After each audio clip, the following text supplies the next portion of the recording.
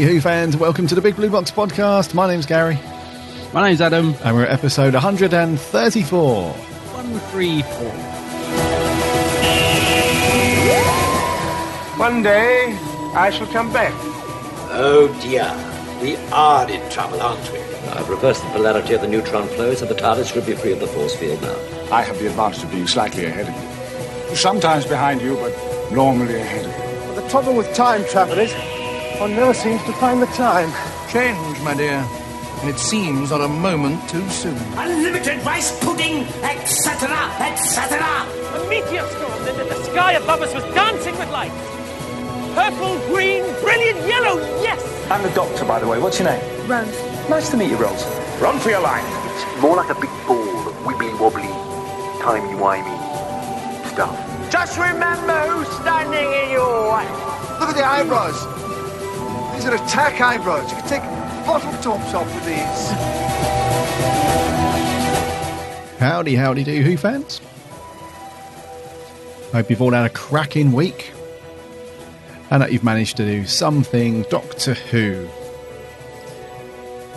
like we've done. So many Doctor Who stuff. That's a complete lie.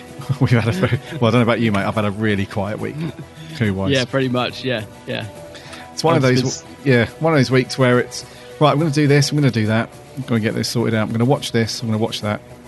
And then when it comes to the crunch, I think I'm just going to go to bed instead. I know. I haven't had a chance to do much at all, actually.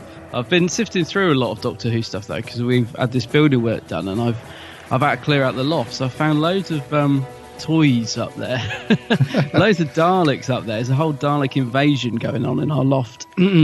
So that's been quite good fun. And I found like the odd little gem that I'd forgotten about. Like I found this pack of really old, tiny little Cybermen figures. I can't remember what they were called, but they're sort of static, a bit like sort of early Warcraft, that type. That only about an inch stuff.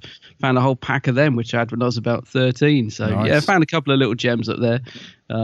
But most of it's new stuff. So there's a lot of 3.75 inch figures. The horrible ones. That came out a couple of years back when they changed everything for the worst. I found a whole box of them up there because they've obviously been relegated to the loft. Apart from that, mate, I've just been kind of sifting through stuff.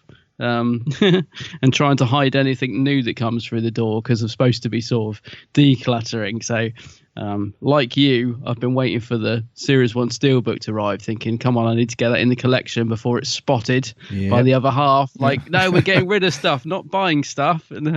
But mine was a bit late. I saw you got yours on Monday, didn't you? I did, yeah. Yes.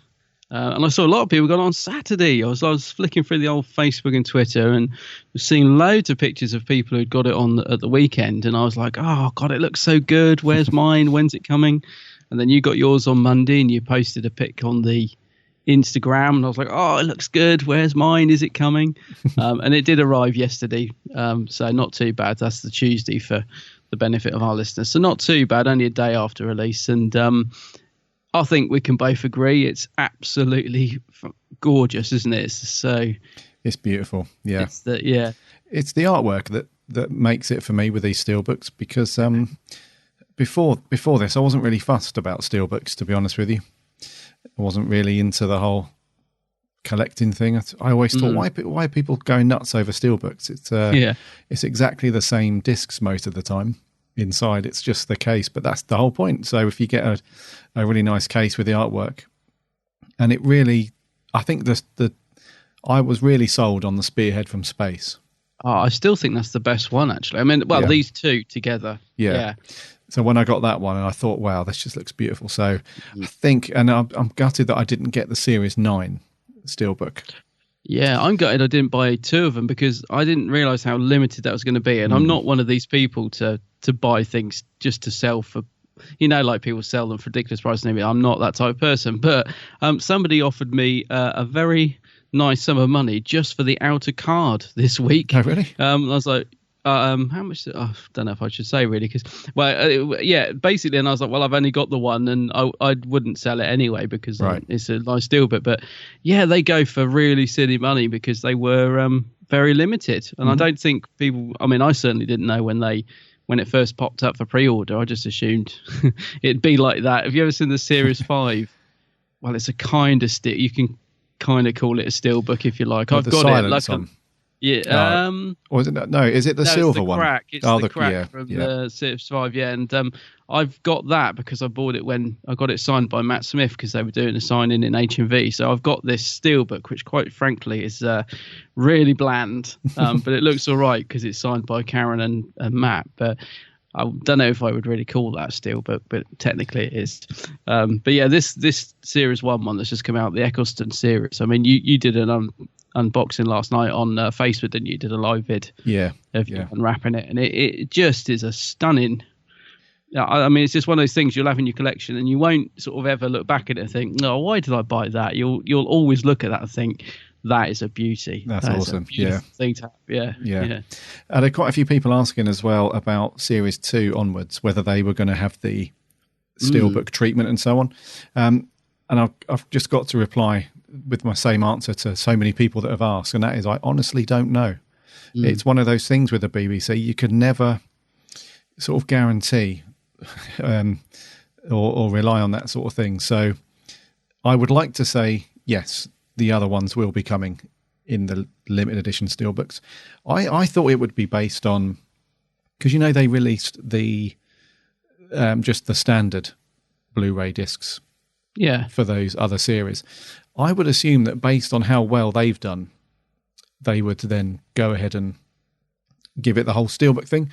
But I don't know if that's the case or not. I mean, I think they might base it on how well this one sells, to be honest. I think they'll sort of think, well, what is this in terms of reissue? Is this the 4th time it's come out? Because I think you were saying on the feed last night, it came out in a great big TARDIS box, didn't it? That was the first on DVD. That's right. Then it came in sort of like a sort of slimmed down version.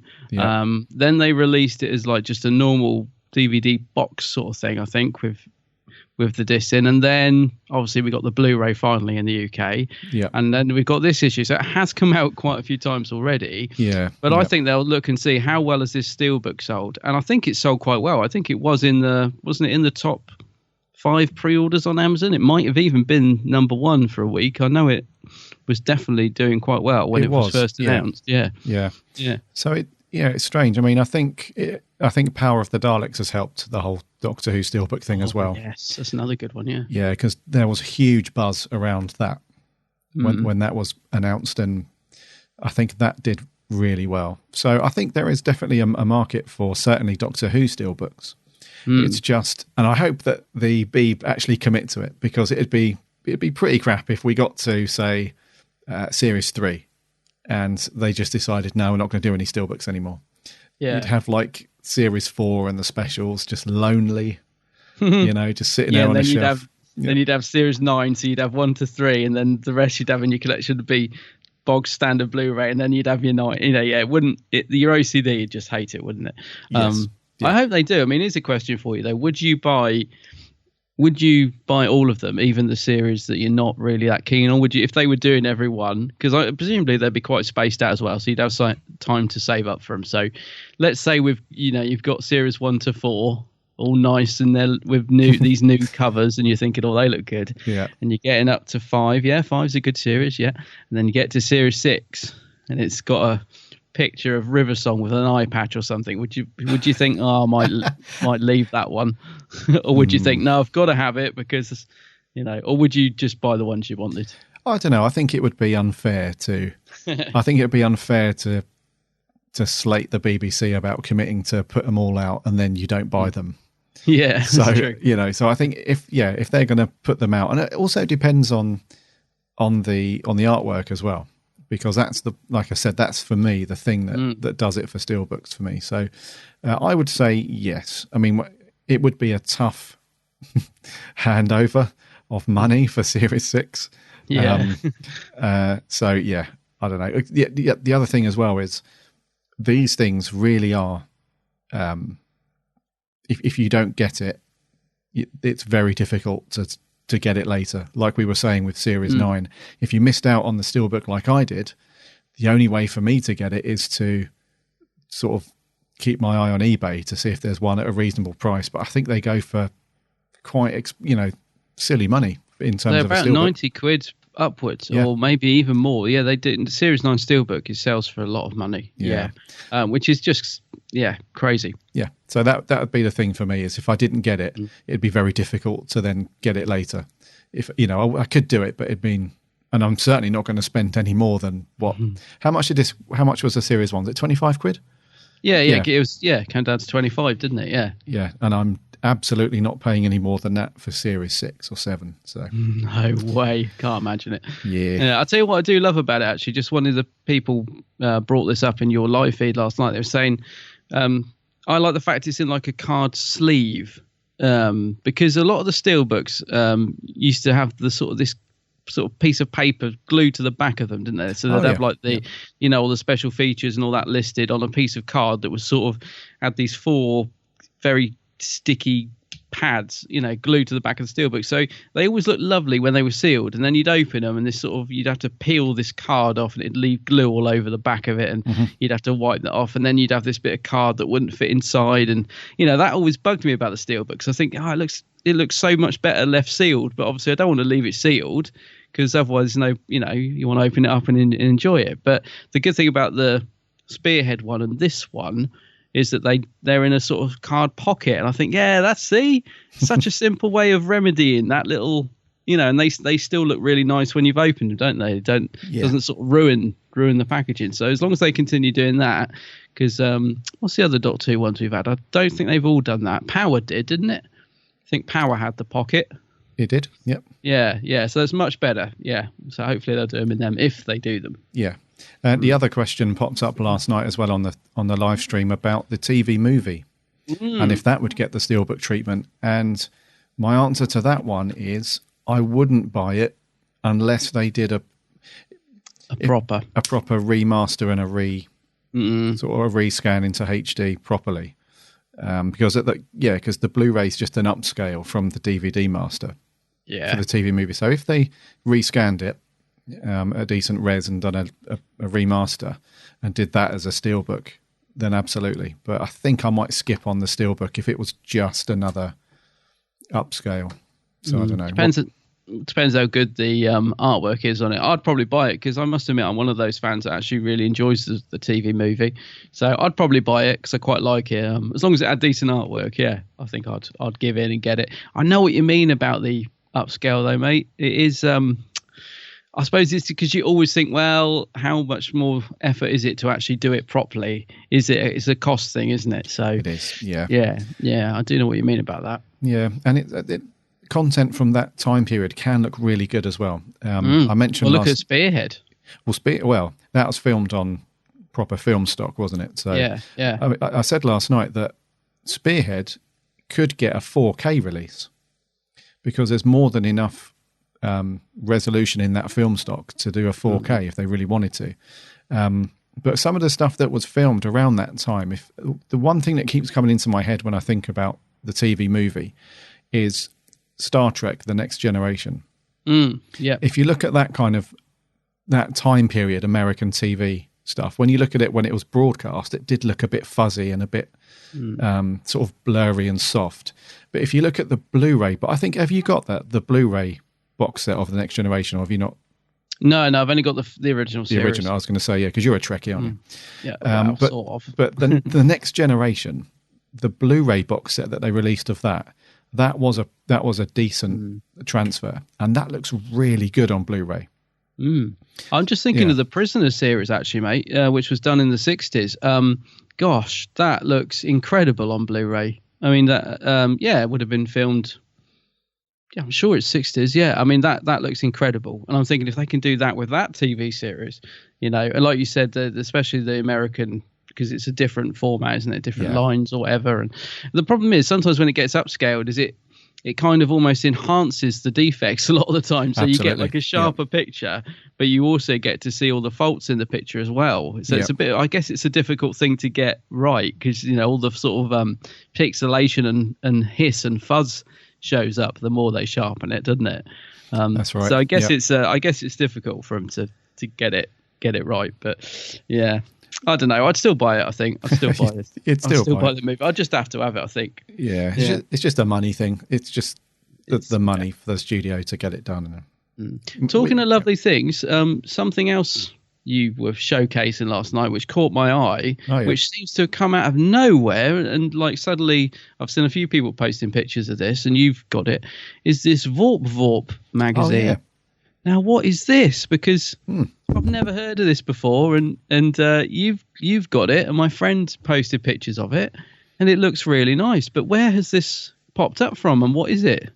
Because I'm like, wow, I feel like I've missed something. Yeah, this is kind of a stealth mode release because this is issue number 3 now, and I'll be totally honest with you, maybe to the disgust of some of our listeners, but I've never heard of this before.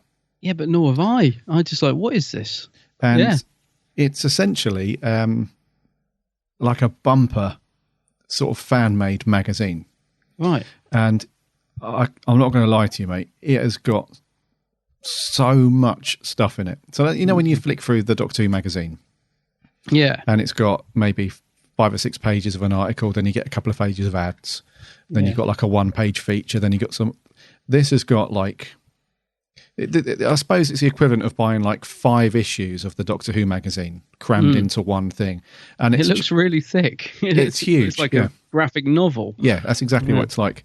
And they've got a couple of special edition covers and that sort of thing, and it's basically just full up of interviews and articles on like the real sort of people that you wouldn't really expect or wouldn't. So in Doctor Who magazine, they always do interviews with like the cast members and quite high profile people like the Moff and you know, people that you've seen the name kicked around in Who.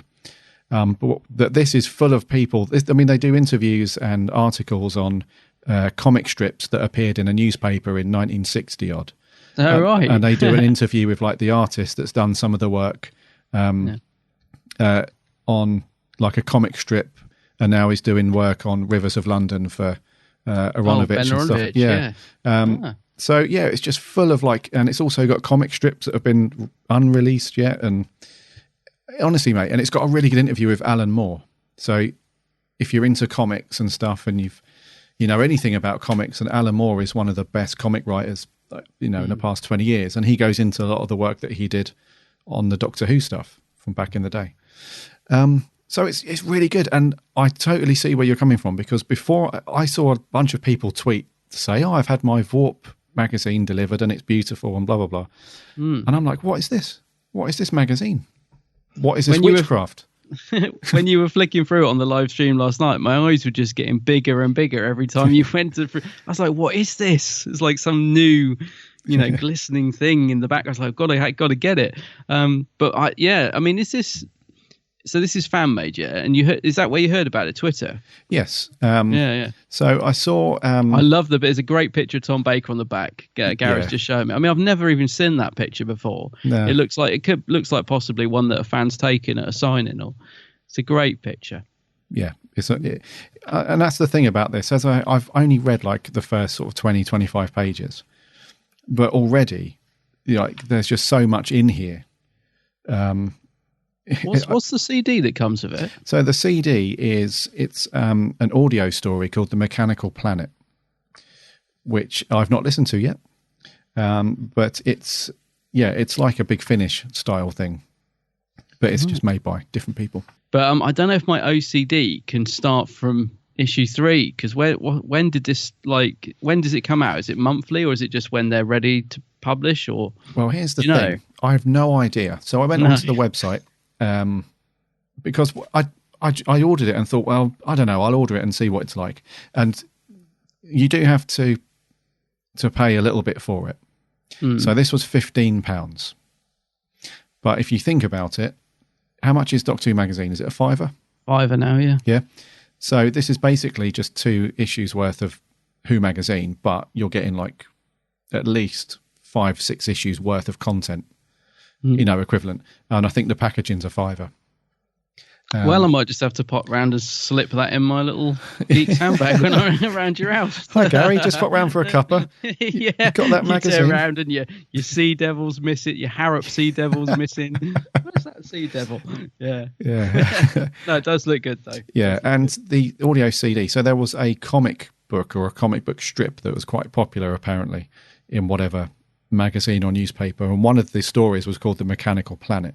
So what these guys have done is they've made an adaptation of that into an audio play. Ah, right. So yeah, I've not listened to it yet, but it looks quite good. But yeah, apparently but that's the thing though, that exactly the same as you, I was like, what is this thing? Where has it come from? Because I just saw like in one day, like 20 tweets with people posting pics saying, my Vorp has arrived and it's beautiful. So yeah, get hold of it, mate. And they do a few covers. They did a limited edition cover which is sold out pretty quick, but they've got this one which is cover number 2, and then they've got cover number 1 which is like a comic book style. It looks very much like the Titan style comic book stuff, but yeah, if you haven't got it yet, I would highly recommend.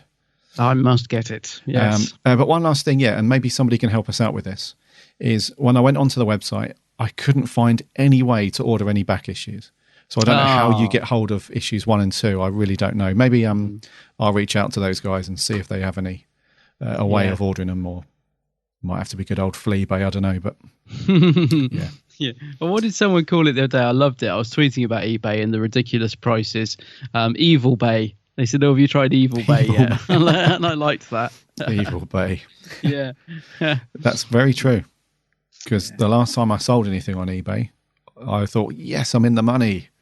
And then like 3 days later, eBay's like, well, you owe us that's just happened to me. Crazy, yeah. I just got a bill from them like 2 days ago, and it was like, because it seems like they, instead of doing it each one, they seem to now sort of do it by the month. So they add up all the little fees together and then give you a great big lump sum bill. Yeah, I got that. I was like, what's this bill from eBay? Yeah, that's depressing. Swines. Yeah, it is, because you just think, well, that's what I've just sold has actually just paid for your bills. The bill. Anyway, yeah. Evil Bay. So I've not been up to much other than that. I must mention, after we finished recording, so I think last week, when we were recording, you said, I just want to pick up on something we spoke about the week before, and that was the theme park. Oh, yeah, the Doctor Who theme park. Yes. Yeah. And after the show went out last Friday, our good friend Martin Bad Wilf sent me a link to this article on the at Metro. And apparently the theme park is still on track. Is it? Oh, right, okay. Yes, and I got a bit more detail on it. So it's actually going to be called the Paramount Theme Park. That sounds American, Paramount. So it does, yeah. And I think that's kind of the motive behind it. So at Disney World, or Disney, it's Disney World in Florida, isn't it? That's next door to Universal Studios and all that stuff, isn't it? Yeah, and so I think Paramount doesn't have like a big theme park that I'm aware of, or a big presence at a theme park. So what they want to do is they want to make their own one, which will rival things like Universal Studios and Disneyland and so on. But it's not going to be in the US, because in Florida and all those other places over there, it's very crowded. You know, if you want to build a theme park, you're up against some stiff competition over there. So they're going to build it. It's called Paramount London, but it's going to be near Dartford in Kent. So it's not too far from London, I suppose. And it's on track for 2022. So we've got a few years yet. However, it is going to feature all the stuff that we spoke about before. So it will have Doctor Who, because the BBC are ploughing a load of money into it. As well as Aardman Animation. So the guys who make Wallace and Gromit, all those guys. Yeah. So there's a lot of money going into it. I think it's going to be like £3 billion or something, which is a big old investment. And I'll put a link to this article in the show notes. And it's got like photos of like the models of what it's going to look like and some concept artwork and so on. But just wanted to follow up just to let you know that it is happening. So I think work is going to start in 2019. 2019 is when the work's going to actually start, or the construction, and it's going to be another few years after that. So 2022. Wow. That actually sounds pretty exciting, actually. It does actually sound pretty decent. I knew Martin would know. You know, when we mentioned it on the podcast every week, I thought, I bet Martin knows. Good old Bad Wolf. Bad Wolf.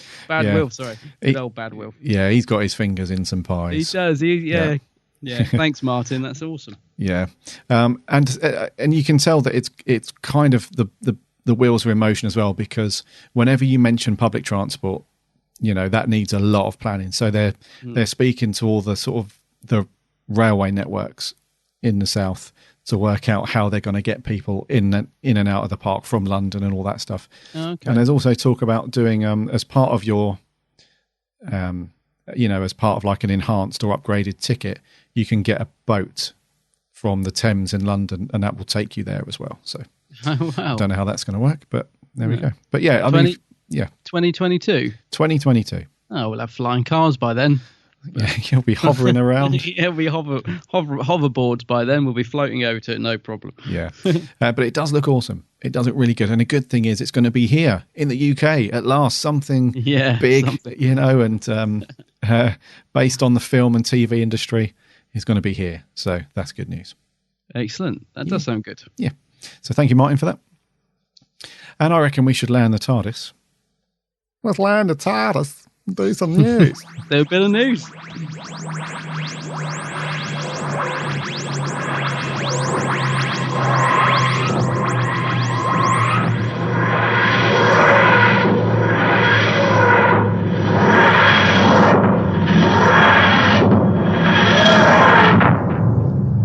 So fairly light on news this week. We've got one piece of news which links into the news that we spoke about last week, which was the Series 10 opener titled The Pilot. Still not enamoured with that title, I've got to be honest. Yeah. It's getting the cinema treatment down in New Zealand. Oh. So to accompany our friends in the US and our friends in Australia, the New Zealand guys will also be getting a cinema treatment as well. So I don't know how you feel about this. There's still no word on a UK cinema outing. So we're only a couple of weeks away, aren't we? As well, I was thinking this the other day. We're like, what are we? 3 weeks away from the start date? Is it? We must be. Yeah. It's coming up to the end of March. So yeah, it must be 3 weeks, something like that. Rocking around. So we've had nothing about anything going on over here. No. I want to ask you actually, have you seen the trailer, the Doctor Who trailer, since it aired in between the football match? I have. You have? Yes. On TV, I mean. Oh, not on TV, no. No. Because I was sort of sat thinking the other day, I was thinking, where's the buzz gone? Because, like we were like when the trailer aired the other week, and we were like, oh, it's all happening now. We've got the trailer, and it just feels like, to me, it's as if everything's just suddenly gone really quiet again. It's like, I haven't seen the trailer on TV since that. Yeah, that's a good point. Transmission, or even like any cut down versions. I suppose you've still got a couple of weeks, but normally they're doing some little things by now, aren't they? Saying coming soon, Doctor Who. Normally there's something going on our TV to let us know it's coming. So it must start soon. I mean, I'm sure it's only a couple of weeks away. 15th, isn't it? 15th. Yeah. I mean, I'll be honest with you. I don't really watch much TV these days. Like the terrestrial channels 1 to 5, whatever. I don't really watch that much. I only sort of record what I want to watch and consume when it's convenient. But yeah, you're right. I haven't seen any. Even sometimes they do a little cut down version, like a 10-second. Or they do like a little 5-second thing that, with their twirly BBC One thing, like one little clip saying coming soon, Doctor Who or something. I haven't seen any of that yet. It just felt like such a big buzz. Yeah. And then there's nothing again. Yeah. And I'm like, what's going on? It's like they don't want to sort of create the buzz and then ride the wave all the way to the start of it. They just want to create the buzz and then go home. It does feel like that. It's like, well, we've done our bit. Now it's over to you. So I don't know. Maybe it has. We just haven't seen it. Possibly, yeah. I mean, that's why I mentioned on the podcast, and just somebody out there will let us know. But yeah, again, no cinema screening over here. And also I've got there's this thing going on at the IMAX that I'm going to, which is a Series 10 discussion with more details to be announced. And I'm thinking, okay, so that must be only 2 and a bit weeks away from now. Yep. And they still haven't like announced, because we were like, me and some of the other guys who got tickets for it, were thinking, well, is it going to be a premiere of the actual episode? Because the IMAX is pretty huge, so it seems strange they just hire it for a couple of little clips and a chat with I can't remember who's there, because they haven't announced it all yet. But we're thinking, it says cast members, so we're thinking Pearl will be there and possibly Peter and maybe Matt. And I'm pretty sure the Moff will be there because he's doing something at the BFI up the road the same day. So, but again, it's still like saying to be announced. And we're thinking, well, it's only 2 weeks away. What have we bought tickets for? Because we're all hoping that it's going to be a premiere of the first episode, but we haven't been told yet. You can, and it does seem weird. It's as if somebody's gone on, as if they've gone on holiday and thought, "Oh, we'll sort that out when we get back." And it's like, come on, guys. The show's on in a minute. Pull your finger out. What's going on? Have you got that DVD yet? Yeah, to put in the player. These guys want to see it. Exactly. I've got Richards of the Moth still writing it. He's always behind. He's always behind schedule. I bet he's just there, frantically writing the final, just trying to get it finished. I don't know. It does seem like you summed it up perfectly. It seems like the massive buzz, and then they've just let the wave go down to a little light, shallow pool, and it's like, no, come on, keep it going. Yeah, keep momentum going. Yeah, momentum go. I don't know. Anyway, but back to the story. Yeah, our New Zealand friends. Anyway, at least you guys know what's going on. You're getting a premiere, so that's cool. Yeah, on the 16th of April. And I also heard as well that the US guys, when you get your cinema outing, which I think memory escapes me now what date you're getting it. I think you're getting it on the 17th. So you're getting it on Monday the 17th and Wednesday the 19th of April. You guys are actually getting the Class episode 1 in with it as well. Oh, bad luck, guys. Yeah, so as well as the pilot, the Series 10 opener, you're also getting some behind the scenes bonus stuff featuring Pearl Mackie called Becoming the Companion. Oh, right. So that might be quite cool. So you guys have actually got quite a good evening in the US. And I'm not sure if our Australian friends are going to get the same. Nothing's been announced for that, but certainly in America, you're going to get some extra stuff. So yeah, cinema outings are all the rage for Series 10, apart from the UK. Apart from the UK, yes, yeah. Because I think they've done it they've done one in previous years. They've at least done one in Cardiff, if memory serves. Yeah, they did. Yeah. So there's been no word about that either. They did one for Deep Breath, didn't they? Yeah, definitely. Yeah. Yep. So there we go, and that's all the news we've got. So, shall we let our Dalek friend in and see what he's got for us? Yeah, see what he's got. Merch corner, merch corner, merch corner. I don't know whether to be impressed or disgusted. It's a bit rubbish, but it's pretty. It's very pretty. Books. Can't get enough books. Blimmin' books. So, a new book, another new Doctor Who book, is on the cards for May, called A Brief History of the Time Lords. And it's an illustrated secret history of the oldest and most powerful civilization in the universe, the Time Lords of Gallifrey. As if you didn't know. Yeah. What do you reckon on this? Well, don't know. Doesn't really. I mean, I do love my books. I love to buy my books. Reading them is another matter, but I do love to buy them and put them on the shelf and occasionally dust them off and look at them. Don't know. This one's not really grabbing me. Really, it seems a bit. Don't know. Doesn't seem very exciting to me. I'm not really. I mean, I like the Time Lords. Don't get me wrong, but don't know. Not really bothered about the history, to be honest with you. But I don't know. Could be good. I'd probably. I'd need to see some of these illustrations inside, see if the pictures are nice. I might buy it for the pictures. Yeah. No, I don't know, mate. It is. I must admit, when I saw this come up, it didn't. It wasn't like some of the books where I'm like, right, definitely getting that. Like, we got 3 new 12th Doctor books coming out soon, haven't we? And we were saying about the covers recently, and they look really nice. And so immediately when I saw them, I was like, yeah, I'll be getting those. This one, I don't know, just doesn't really grab me, to be honest, but it could be really good. I'll have to wait and see when I have a look through it. What about you? Do you like the look of it? No. Oh, right, okay.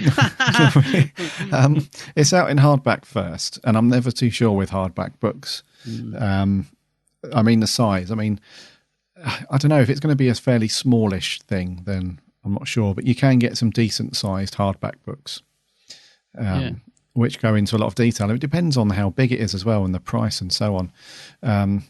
So how much is it? Let me just find out. It's going to be £12. Okay, well, that's not a bad price. Not too bad. Just to give you a little bit more of an insight as to what the book will be about, it says the Time Lords are an immensely civilized and powerful race, yet we know very little about them, save that they can live forever, barring accidents, and possess secrets of space and time travel. Their history has been shrouded in myth and mystery until now. So I think that that's kind of not really correct already, because we do know a lot about Gallifrey and the Time Lords. So, yeah, it just goes on to say... the Time Lords unlocks the secret. This book unlocks the secret of the ancient legendary alien race, a civilization that inflicted some of its most notorious renegades and criminals on the universe, but was also the benevolent power that rid the cosmos of its most fearsome enemies. Drawn from their ancient records of Gallifrey and from legends and stories handed down from generation to generation, this remarkable book reveals the Time Lords in all their guises: pioneers and power-mad conspirators, time travellers and tyrants, creators and destroyers. It might be all right. I mean, who's written it? Steve Tribe. Don't mean anything. No. Illustrated by Richard Williams. No, I mean, I don't know. It could be good. I mean, there is an old saying, isn't there? Don't never judge a book by its cover.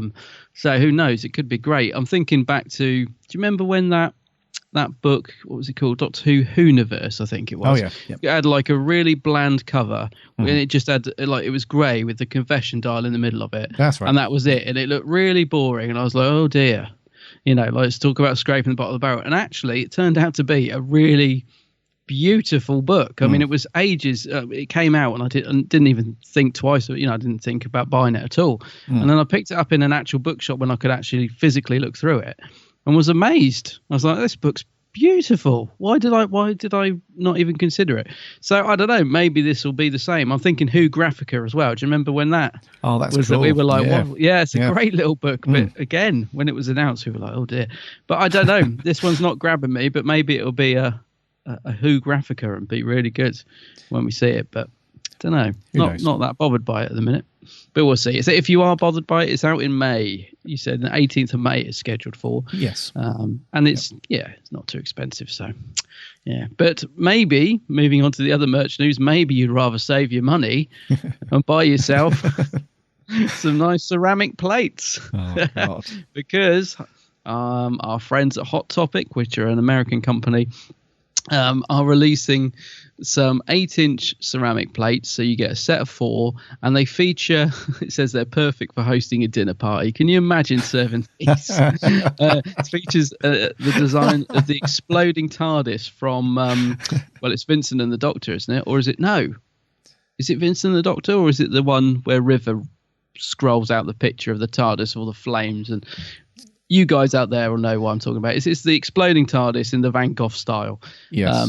Basically printed onto a plate, and it looks to me as if all 4 plates are identical. So it's the one design on 4 plates. And it says in the middle of the plate, there are more wonders in the universe. And that's it. Correct. So if you fancy eating your dinner off of that, these are coming out, or are they already out? Not sure. They're coming out soon, I think. From hottopic.com. They're out now. Yep. They're out now. Yeah. They work out at about $30, which, thanks to good old Brexit, is about £50. No, it's about £30, isn't it? So dollar's about the same as a pound now, isn't it? Plus the shipping. Yep. Oh, plus the shipping. Yeah. Yeah. Now, to be fair, I mean, I don't know. Some of you guys are there. I don't know, being a bit negative with the old merch today, but some of you guys there might think these look great. But I don't think I'm going to be serving up a dinner on these anytime soon. I don't know about you, Gary. No, I'd buy them to smash them against the wall. We could have what is it? What's that? When people throw plates at dinner parties. The Greek. The Greek tradition. Tradition, that's the word. Yep.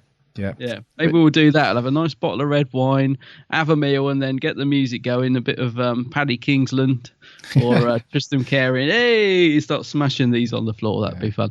They would be. I mean, they are. I think they'd be quite comical. I guess if I come around your house and you surprise me by, as a sort of, maybe I couldn't see it under all the food you've given me, and then as I slowly eat it, it reveals this plate. I think I would find that quite funny, actually.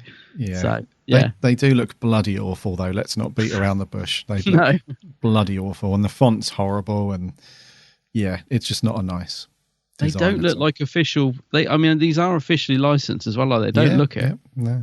No. You can also get the matching bowls as well. Oh, nice. Yeah, so if you they do a 6-inch ceramic bowl.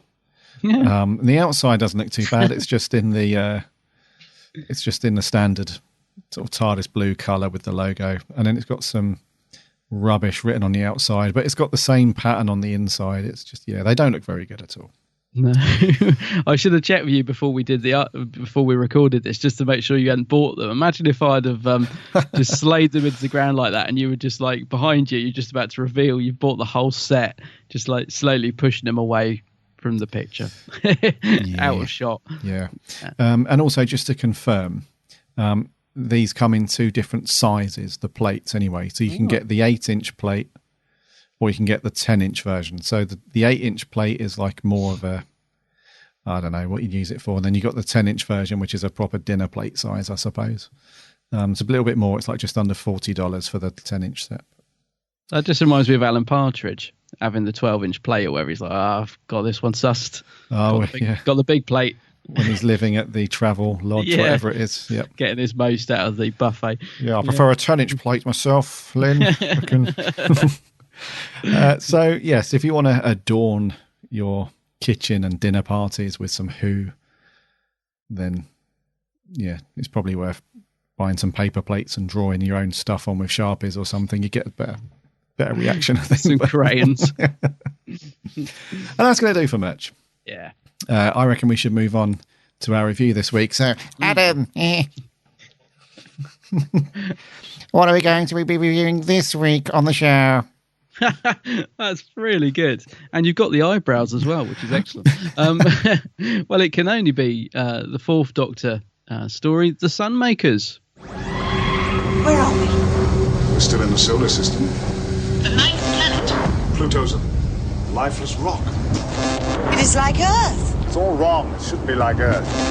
We created a new environment for them here on Pluto. Magnificent! 6 suns to be fueled and serviced. The taxes, I can't pay the taxes. Taxes are the primary consideration, sir. These taxes, they are like sacrifices to tribal gods. Paying taxes, more please. Then the people should rise up and slaughter their oppressors. Wait! Son of a bitch. You spoke. Within 10 seconds, everyone in the city will be dead. I shall have you steamed for your interference. This is the moment when I get a real feeling of job satisfaction. Yeah. Wow, steamed to death. Steamed to death. It sounds quite nice. Yeah. Bit of a sauna thing going on. Mm-mm. Right, The Sunmakers then. This was released from November to December in 1977. Oh. It was written by Robert Holmes and directed by Pennant Roberts. Overseen by Gareth Williams, and it is it's 4-parter. The good old classic format. Yeah. 4-parter, 25 minutes long. And yes, what do you make of this one? Oh, you're not going to give a... I was waiting for you to do the whole story in that voice of, yeah, there the plot is. I can't do it. Oh, God, I think it might annoy everyone after about... Go on, do a little synopsis in his voice. So the synopsis of this episode is the Doctor and Leela, they arrive on the planet. So Pluto is overrun by a very money-greedy little creature called the Collector.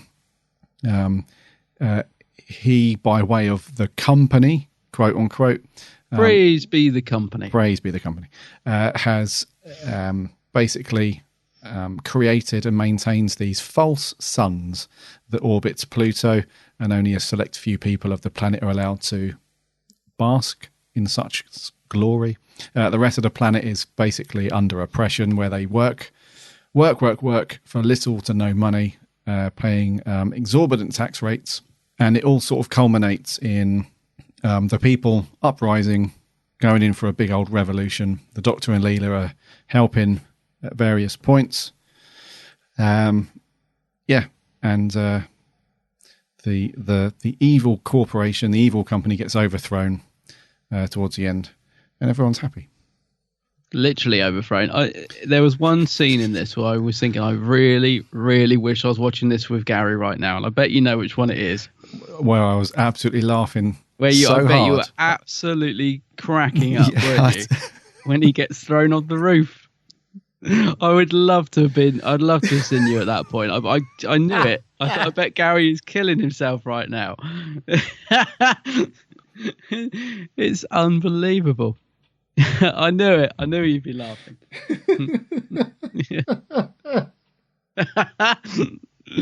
Oh dear. It's the fact he's so pompous as well.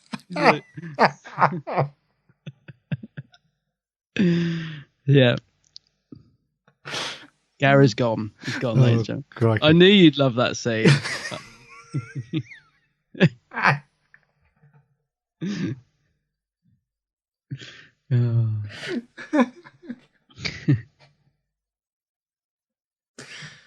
Oh God. Oh, crikey. It is so funny, isn't it? It's so funny. It shouldn't be though. It's quite horrible, really, but it's just the way it's done. It's like, how can we get rid of this villain? Just throw him off the roof in his big hat. We'll come on to that scene because yeah. Oh man. So anyway, the Sunmakers. I've got to be honest. When you put this on the schedule, my heart sank. Yeah. Because I was thinking, you got a couple of good ones. So we get into this, and I thought, oh no, not the Sunmakers. Because the last time I put this on, I switched it off after about. I think I made it to 2 episodes, and I was like, I can't. This is just boring me rigid. I never finished it. But here's the thing. This is the good thing about the podcast, because I've had to watch it from start to finish. Yeah. I actually quite enjoyed it. I saw it in a totally. I'm absolutely shocked because I was really dreading having to watch this all the way through. I just really, I don't know. I actually got quite into it. I was really, really surprised that I finished it and thought, blimey, that's so much better than I was expecting. It's not by any means a classic. Let's not go too crazy. Yeah. But mate, I just, I'm just shocked. I really, really thought I was gonna be sat there twiddling my thumbs. There's a lot more to it than I'd realised. That it's actually a really witty script for a start. There's lots of bits which cracked me up. Bits like the roof, which shouldn't be funny but are. But there's lots of lovely lines in the script as well. And I think when I watched this before, I'd sort of zoned out so much I wasn't really paying attention to any of that. So I just found it really, really dull. But if you actually watch it and listen to the dialogue and what's going on, it's actually a pretty sharp script for the main part. Yep. It's just that it doesn't reach classic status because it's just not particularly interesting some of the time, and it's very wordy. It's a very wordy story. So, I thought I was going to be coming into this absolutely slaying it. I'll be honest with you. I just, in my memory, and as I said, I switched off. I thought it was just going to be awful, but I've really done a bit of a 360 on it. I still don't think it's a classic, but definitely better than I remembered. And I love it when that happens. That's why I love doing this podcast, because it forces me to rewatch things. And and I would now, I now actually quite like this story. Okay. Yeah. Whereas before, I honestly don't think I would have ever watched this again. As I said, switched it off. I was done with it. It just didn't do anything for me before. But it's gone from that to being a story I actually really quite like. So, yeah, done a bit of a 360 on this one. What about you, mate? Because you've presumably seen it a couple of times now. Yeah, so like you, the first time I watched it, I was generally quite bored. Yeah. To be honest with you, it was, although I thought there were some good moments in it, that's all it was. It was just like a couple of good little moments in each episode. But when I watched it again, I think I watched it, some of it on, I think I watched the first 2 episodes on Monday and the other 2 yesterday. And it's a bit of a tug of war for me, really, because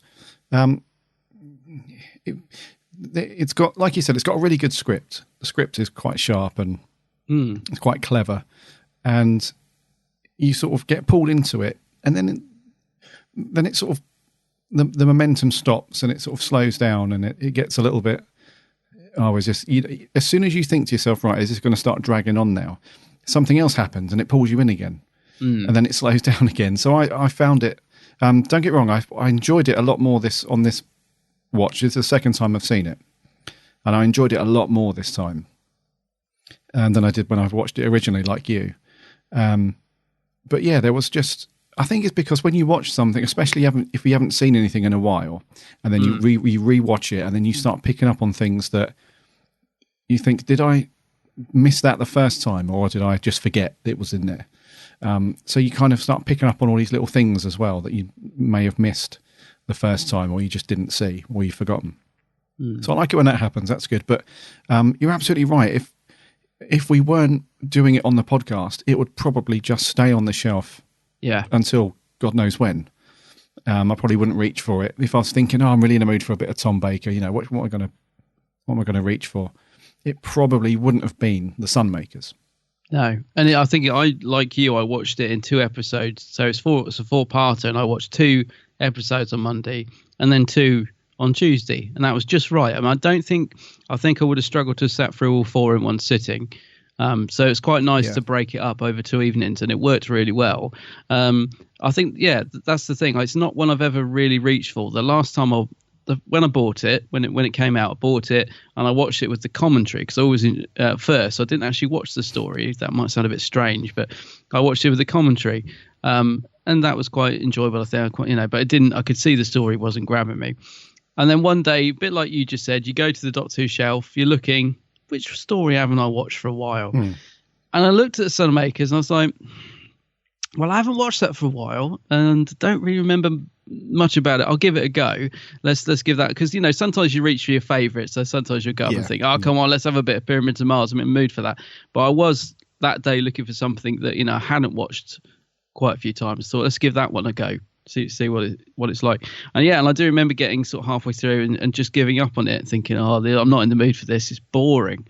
And that's the image that stayed in my mind until now. But sort of having to watch it from start to finish. There's actually some really, really good stuff going on in this. And for one thing, the cast in it are brilliant. Everybody in it. The cast really hold this together. They're a really strong cast, I thought. I do find the collector's voice a little bit distracting to begin with, but I quite got used to it quite quickly, if you know what I mean. But I suppose what I'm saying in a long way round is that I think if I'm in the mood for this story, I think it can be quite a good watch, but it is one I have to be in the mood for. It's not like a Pyramids or Terror of the Zygons or something like that, where I can put it on and I just know it's just rattles along, and it's just, you're sat there thinking, this is a cracker. This isn't one of them stories, but it is one that if I'm in the right mood for now, that I could definitely sit and enjoy. Yeah. No, I read you, mate. I agree with all of that. It's I think there are certain story elements that do they do sort of try and hammer home the whole thing about the oppressive governments and so on, constantly raising taxes and people not being, they can't afford, to pay the taxes as well as have a decent standard of living and all that stuff.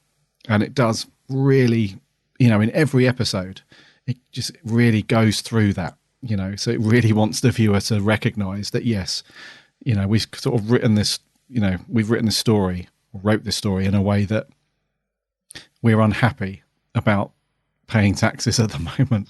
It's not very subtle, is it? I mean, that's one thing I thought it really does. It's really in your face. It's not like done in a subtle way at all. Well, that's what I mean. They really they really sort of play on the issue a lot, because it's always meant in most of the scenes in each episode, they reference it all the time and they discuss it, and so that they really want you to be aware that the reasoning behind the plot is basically I don't know if it's a worldwide thing or if it was a UK thing at the time back in the 70s, but taxes were going up and people were finding that they just couldn't afford to do everything. They couldn't afford to pay taxes and be well off and enjoy life and all that. So and it's about like greedy corporations as well. Yeah. So it's because in some classic Who, especially when we talk about Pertwee's era, they a lot of it is written politically. There's a lot of sort of political movements and so on that drive some of the storylines, and you can see that, but it's quite subtle. Whereas this one, there's just no subtlety about it. Like you said, it's like a smack in the face. It's you can't help but. So that does kind of press on, throughout the entire story, and that does get a little bit, especially by episode 3. As you get towards the end of episode 3, you're thinking, we get it. we understand what's going on. We know where you're coming from. But other than that, I thought it was a really cool story, and one that's often overlooked, I would say. Definitely overlooked. I was thinking maybe it's an age thing as well, Gary, because I think like now I can relate to a lot more of what the story is trying to say. I mean, there's no way as a kid I would have cared about taxes and and government repression and all that. It would not even register with me as a kid. And so maybe that's why the appeal of the story is gone up in my estimations, because I can relate to a lot more of what Robert Holmes is trying to say in the script now, and not a lot has changed really if you think about it in terms of what he's trying to hammer home very unsubtly. So yeah, I think maybe that's another reason that I just enjoyed it a lot more. I was finding it quite funny, these sort of little in jokes, like the corridor P45 and all that, and that would have just that would have gone totally over my head as a sort of kid or even teenager. So maybe it's because I've got a bit older now and these things are a bit more relevant to me, because in that sense it's quite a grown up story, isn't it? And it is quite dark in terms of the storyline. Like, I mean, if you think about the first 5 minutes, you got a guy who's about to commit suicide by jumping off a roof. I think this is quite dark, but it's done. The whole story is done in a fairly comedic, possibly way. A lot of it's quite comedic, I suppose.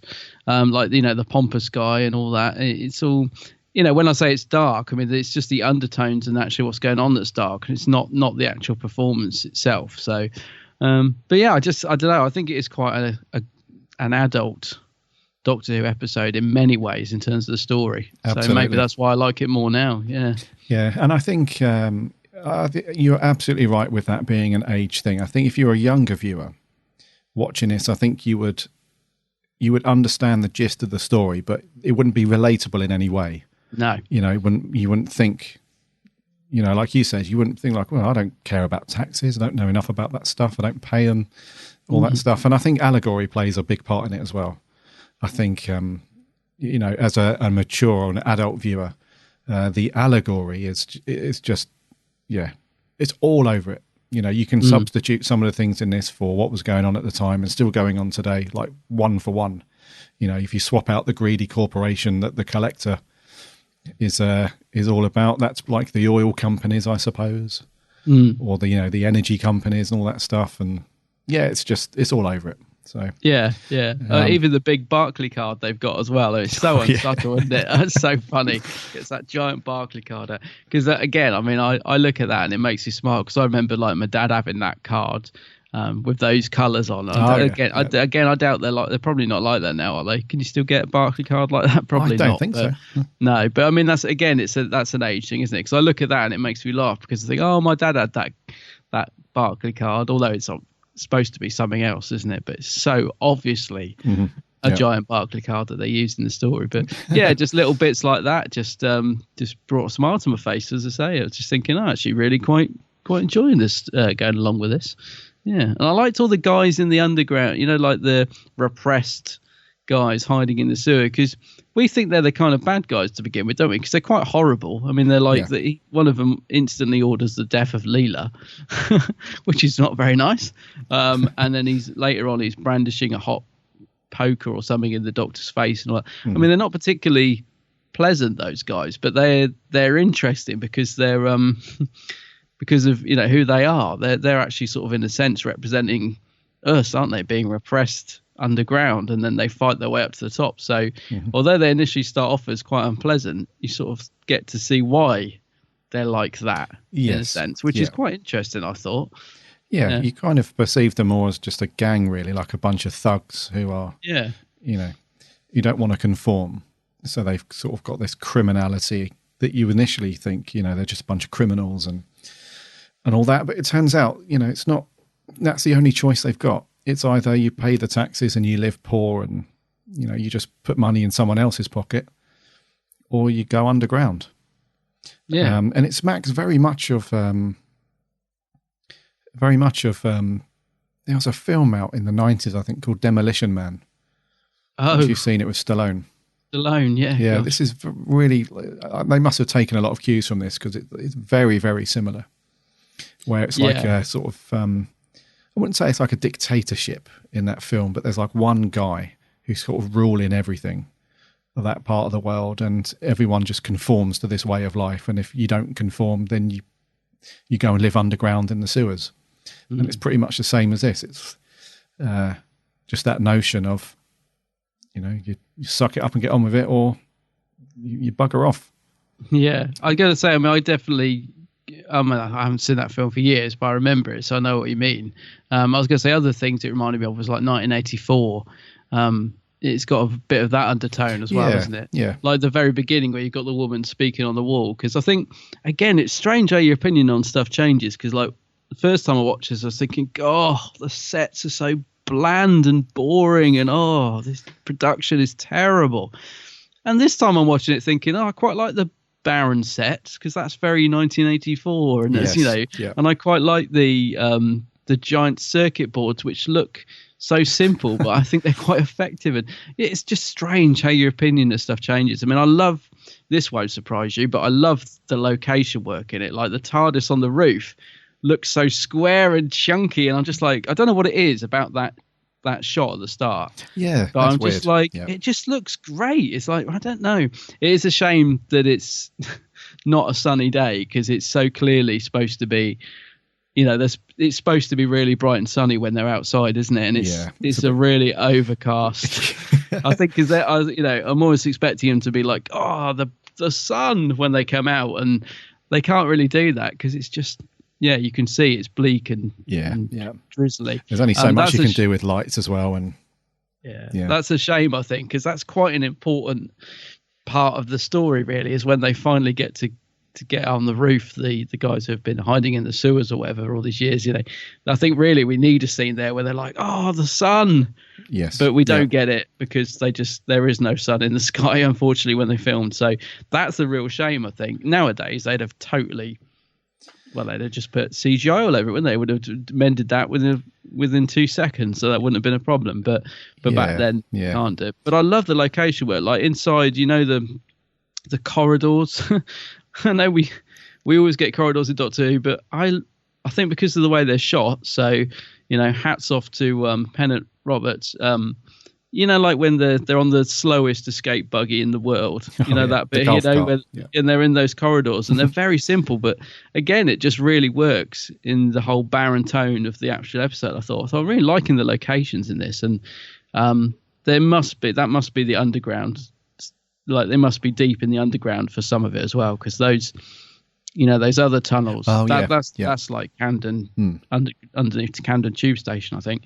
So I loved all that because they're really barren, grey locations, but they work perfectly with like the story, I thought. So again, that was another thing I found myself thinking, wow, yeah, I like all this, like what's going on here.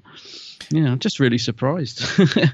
Yeah, it's amazing how, because I can just imagine when you first watched this, and when probably a lot of our listeners who are not really fans of it, they would look at things like that, like the sets. They are very, because it's just a black room, isn't it? From some of it, it's just really just a big black room with like the odd chair popped here and a desk and, you know, a table, and, you know, there's a silhouette of somebody high up on the wall, and you don't know what they're doing, but I think that adds to the story. I think it adds to the sort of dystopian sort of feel to it, because you know, there's no, because although, like, you know, the gatherer guy, the big he's got a big job title, hasn't he? He oversees all the taxes for his area, or his megropolis as it's called. So he comes across like he lives quite lavishly, and because he's got like big flowing robes, and, you know, he's happy to just, you know, hike taxes up willy-nilly and all that stuff. But you don't really see him live in luxury. You know, he's still got just a very plain, ordinary desk. And I think the most we see him sort of splash out is when he gets a box of leaves out. Oh, yeah. And they snack on a leaf. It's like, so, yeah, you know, that's so random. Yeah. So I think it's by design that it's meant, you know, it's meant to be that sort of very sparse, plain, simple, you know, all of the money, all of the profit from all these taxes just goes into the pocket of the collector and the company. Praise be the company.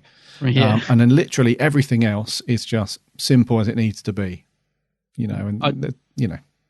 I do like the sun. You know, they've got that weird sun picture in Matey Boy's room. He's got it like hanging, a giant sort of gold Haid, isn't it? Oh, that's right. Yeah. Yeah. You know, do you know what I mean? That funny, weird sun shape looks. Yeah. I like that. It's quite a nice design.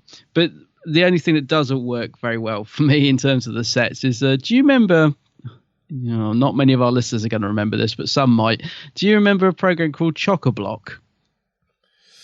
I don't. I'm afraid. I was hoping you would. I'm sure there'll be one listener out there that does. Well, it's a program that was on in the late 70s, 80s, maybe, kids program, and a lot of the big dials and those parts of the sets that they use in this, you know, like the bit where the guy gets electrocuted and all that, those funny wooden square blocks with great big dials on the stuff.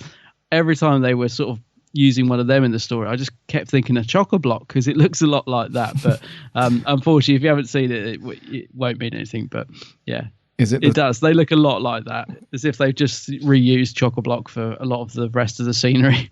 Is it the like the standard kids TV from like that time period you said, where all the stuff big was like, wooden dials, a television screen incorporated into the wood, all that sort of stuff. They didn't work so well for me, but they did bring a smile to my face. Well, that's interesting, because on all of the electronic stuff, like the big computer, I guess, that the collector's using a lot throughout of it, that's printing out all of his profits and all that stuff, and like the electronical stuff that the Doctor uses, you know, when he goes to the ATM machine and he's got that big electronic card thing, and it's got the, you know, a lot of it looks really childlike. And also, like, the collector's got the big red emergency button that the Doctor sort of fiddles with and sabotages it, so that when the collector hits it, it just springs up with a funny little boing sound effect. And that's it. You know, a lot of it is very childlike and simplistic, and it's not like you would find in like sort of typical classic Who, like even way back in like Pertwee's era. You know, whenever you were talking about electronic stuff, you did have like reams of like multicolored different wires and clamps and little Those blinking very big tape decks. Yeah, all that stuff. And you had like blinking lights everywhere and switches and dials and the whole lot. Whereas this is like, it's not like that at all, is it? It's very much like, here's a big red button on its own, and that does like a billion things. And here's a big lever, and it's made of wood, and it might do some, it's really interesting design. It wouldn't look out of place on Play School, let's put it that way. Some of the set. Yes. But other bits look good. Yeah. Yeah. In terms of, so story-wise, I think we've established it. It's very much about the oppressive company forcing taxes through the roof. So people are having to work all day and night just to pay their taxes, and then they haven't got much left. So that's like the gist of the population of that megropolis, because the whole planet of Pluto is made up of these massive cities, aren't they? And which is why they need the 6 suns all around the planet, so that they can, provide, constant light to all of these big megropolises. And it's basically the lower grade people who are working really hard to maintain all that stuff and make a profit at the same time and not having much of a life. So that's like the gist of the thing. What did you think about some of the direction and editing and stuff? Because sometimes it does sort of slip down into that classic Who with sort of not much imagination going into some of the setups and the camera angles and that kind of thing. It does sometimes. It's very much let's just put the camera on him while he's talking, and then we'll flick to him while he's talking, and there really isn't much going on. It's a very static affair. Yeah, I think because it's quite wordy a lot of the time. It does feel like that. It's just there's lots of long shots of people just talking in the same shot.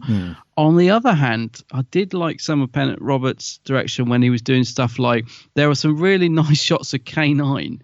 Sort of filmed from a sort of high up angle and stuff. And I'm also thinking about the buggy coming towards the camera, and it looks like the camera's been put on the floor, and there are some nice shots in it. Like I said, and also the TARDIS on the roof, there's like a nice long shot of that, and then obviously they're filming over the roof. So don't know, there is some good stuff going on in the direction, I thought. Yeah. But I think, because there are a lot of long scenes where there's just talking, sometimes it does feel a bit static. Yeah. Yeah. And they could have done a bit more with Haid getting thrown off the roof. No, but it is so funny the way he crosses his arms like that, and he's like, "What's going on here?" Like that. Because I'd never will somebody to be thrown off a roof, but he is kind of asking for it when he comes up. It is funny. I mean, it is so funny. It shouldn't be. It's quite horrific, really. If you think about it in terms of the script, it's awful, really. They're supposed to be the good guys, and they're all laughing gleefully after they've done it. I mean, it's so wrong, but it does kind of work, because I suppose it's just really a metaphor, isn't it, of throwing off they're overthrowing is the word I'm looking for, aren't they? Overthrowing the powers at the top and putting him down the bottom. Yeah. There's a metaphor sort of thing, but yeah, it's so wrong in so many ways, but also it's quite funny to watch at the same time. Yeah. We'll come on to that in a bit more detail, because that kind of leads into, before we get onto some characters, about some of the darker moments in the story. Yeah. So you mentioned earlier that it is quite an adult story. Yeah. And it does have some quite dark moments. So the opening scene is a character called Cordo. Yeah. And he's basically paying the death tax for his dad, I think, that passed away. That's and it, yeah. And you can choose, from what I can gather, you can choose a funeral arrangement, I think. And there's like different levels, and I can't remember the one that he chooses. But he says to Haid, I've chosen this one for my dad. And then the amount, so from when he chose that to then actually paying for it, the tax has gone up a lot since then, and he hasn't got enough money. And you can see him sort of breaking down, in front of him, and you can see that his life is nothing. And it's quite hard to watch, because he's like, well, I'm doing like double shifts already. I'm working like a 20-hour day. just to get you this amount of money. There's no way that I can afford what you're asking for. I think he's got something like 80, what they call Talmars. That's it, yeah. Yeah. So he's got sort of 80 odd of those, but the Haid says, I need 120 odd. And he's like, well, I can't do it. So then we have this really horrible moment where Haid's like, fortunately for you, I happen to know whoever your boss is or whatever. So I'm going to tell him that you can sort of, up your output. And he's like, well, I'm already working like 20 hours a day. I can't do any more. And he's like, yeah, you can. So he's got this real horrible moment where we can see that, there's just no empathy for anything at all, is there? It's like, well, I don't understand the problem. There's 24 hours in a day. You're working 20. You just work the another 4. And then you'll have the money to do it. And it's horrible to watch. And then it leads on to an even darker moment, which you mentioned, where he's going to commit suicide and throw himself off the roof. Yeah, yeah. So, which is very dark, and it's great. I mean, it's the thing I like about the scene is the way the Doctor and Leela work together when because they're quite calm, aren't they? There's like he's about to jump to his death because of this horrible situation, and like you said, it is very dark actually. Yeah, but then of course the Doctor brings out the old jelly babies, which is a nice moment. Yeah, Leela distracts him. The Doctor grabs him with the scarf and pulls him back, and it's a lovely little moment of the two of them working together, I thought. Yeah. Bringing sort of a bit of comedy to what is quite a bleak situation. Yeah. And thank God that they were there and that they landed on that roof at that time, because he was going to go. Let's not make any mistake about that. He was going to jump. So that was cool. And then we have some other darker moments where there's another guy. So when the Doctor gets captured, after he gets gassed in the ATM machine thingy, he's in a straitjacket and he's in this room, and there's another guy next to him, and that's the scene where we find out that as well as the company sort of making pretty much 99% of the population work way beyond what they should be doing with little to no money, we then find out that they've been pumping this gas into the air supplies, which is basically what do they call it? They called it PCM, which basically just sort of keeps them all in line. It's like this fear sort of toxin almost that they pump into the air supply, and it just keeps all the population very civil and sort of brainwashes them almost into thinking that this is all okay. This is all fine. The amount of hours that we're working and all the taxes that we're paying, we don't mind. This is all okay. So that's really dark. And I think they took maybe some of this stuff from, if anyone's ever seen George Lucas's early film THX 1138. I don't know if have you seen that, mate?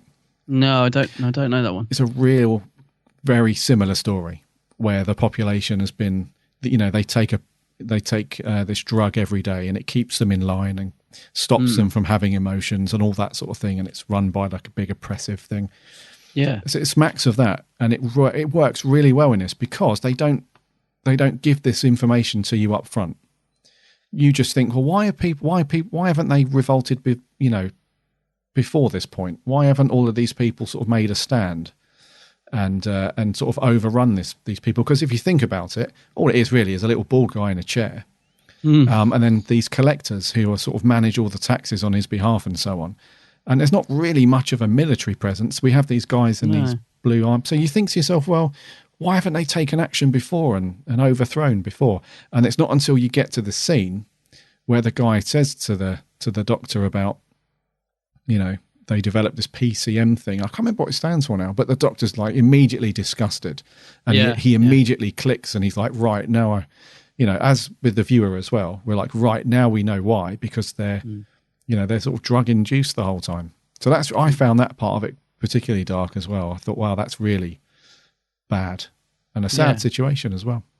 Yeah, it's a good bit of writing, isn't it? Because it explains why, like you said, because otherwise you'd be thinking, well, why haven't they done this before? Because when they do take over, they do it quite easily, don't they? Because really, these guys at the top, they're all mouth and no trousers, so they're controlling it all by this sort of, and this happens a lot in real life, doesn't it? By sort of shouting and telling you what to do. But when it comes to actually standing up to them, there's nothing to them. They crumble. Yeah. So when they do finally take over, they do take over quite easily. And I think that's quite important, that bit of writing, to explain why they've not done that before. Yeah. It just adds a sort of element of sort of a bit more realism to it, if you like. Yeah. And it also explains why the gangs, if you like, who are living in the Undercity. It explains why they're so rowdy and sort of in your face and sort of up for it. Whereas the people who are living, who are towing the line, why they're so sort of obedient. So that sort of makes sense as well after that, because you think, why are they so, rowdy, and why haven't they sort of done anything? So yeah. So that makes sense. And then sort of the other scene, which is extremely funny but is also really dark, is the moment where Haid just gets tossed off the roof. And the thing that I found really very dark about that scene is when he comes out onto the roof and he's sort of full of it, isn't he? He's like, what's the meaning of this? And he's got his arms crossed. Yeah. The thing that I found particularly dark about that was that the gang of people on the roof, there is no hesitation at all in what they're going to do to him. As soon as they all turn around and see him, they literally just walk up to him, pick him up, throw him off the roof, and then have a good old crack up. Yeah, it's really weird, because I find myself conflicted with it, because in some ways it's really unpleasant, because I don't like their sort of gleeful reaction afterwards, because it feels so wrong. Mm-hmm. But I think because Haid is such a pompous, annoying sort of person that we'd all like to just get rid of.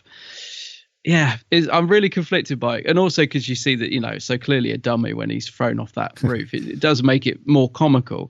But it is just because he's so pompous and stupid that it makes it, you sort of think, yeah, good, throw him off the roof. But then when you look at it in realism terms, it's actually really deeply unpleasant. It is what they've done. That's why that location's good, is because you do get the feeling it's a proper high building, which I'm assuming it is. Sometimes in Doctor Who, like when I'm thinking like in the Five Doctors, for example, where they sort of fall, like Sarah Jane falls over an edge, and it's so clearly just a very small, they're climbing up the sort of side of it as if it's like a mountain drop. Whereas this does feel like a proper tall building. So yes, even though it's clearly a dummy that's thrown off, you do get the idea. Yeah. Yeah. But they're so gleeful after they've done it. And you're right about the no hesitation. It's not very nice, but then they've been repressed so long, and they're just, as I said, I just look at it as a metaphor of they're overthrowing this person that's repressed them for all this time. But yeah, I'm mixed about that scene. Yeah, I am. I mean, in one way, I cannot, when I watched it, I remember having this reaction the first time I saw it as well, and then when I watched it again yesterday, I honestly had to pause the DVD because I was laughing so hard and for so long that I couldn't hear the scenes that follow on from that. So I literally had to stop it for like 2 or 3 minutes, compose myself, and then get back on with the story, because it's just the way they just pick him up. So that's what I mean. You're absolutely right. It's a conflict, because on one hand it's hilarious because they just pick him up, throw him over the balcony, and that's it. He's all the way down.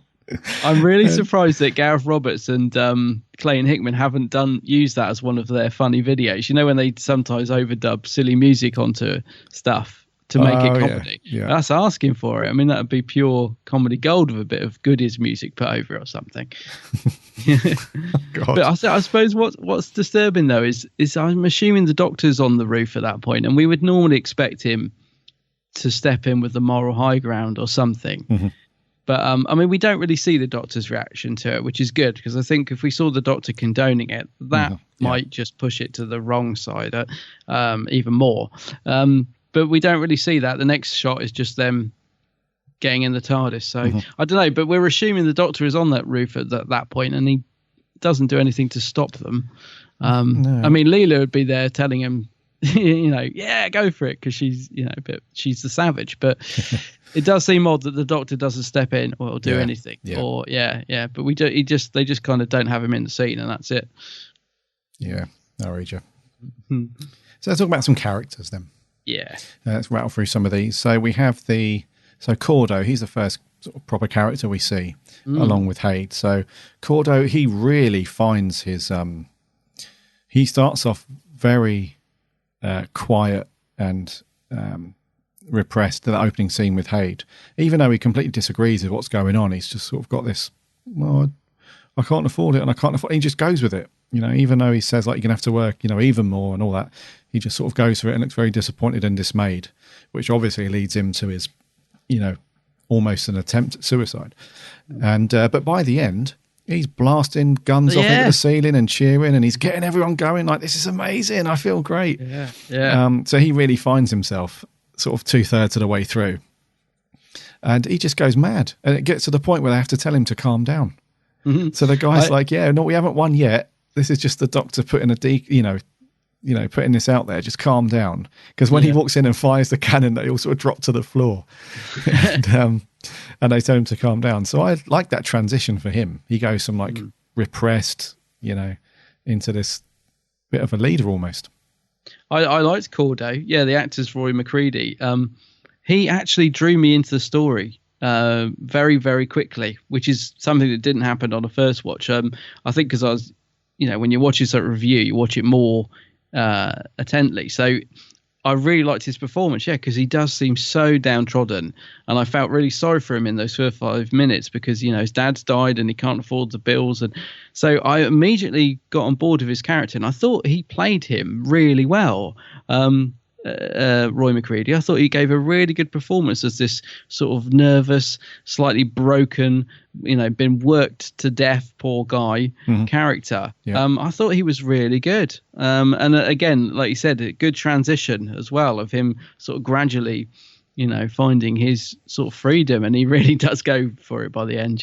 But I thought he was good. He, as I said, he didn't, because sometimes you get a wishy-washy actor that would have sort of overplayed it, whatever, and they don't really get you. And you said it earlier, you said it's quite an emotional scene at the start where he's genuinely seems upset that he's can't afford the funeral bills, and so he's like, well, I just it's only one way out of this, I thought he was really good as that character.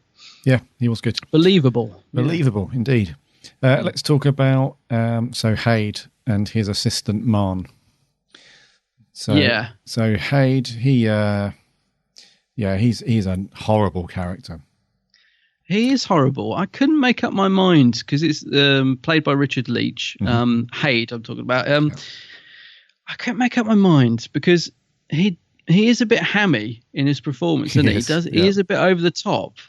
So sometimes I thought he was good, and sometimes I thought he was a bit too much. But he is also plays it very unlikable as he's supposed to be.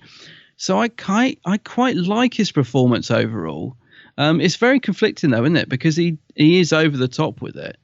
But I don't know. I think he does find a good level because he's very pompous.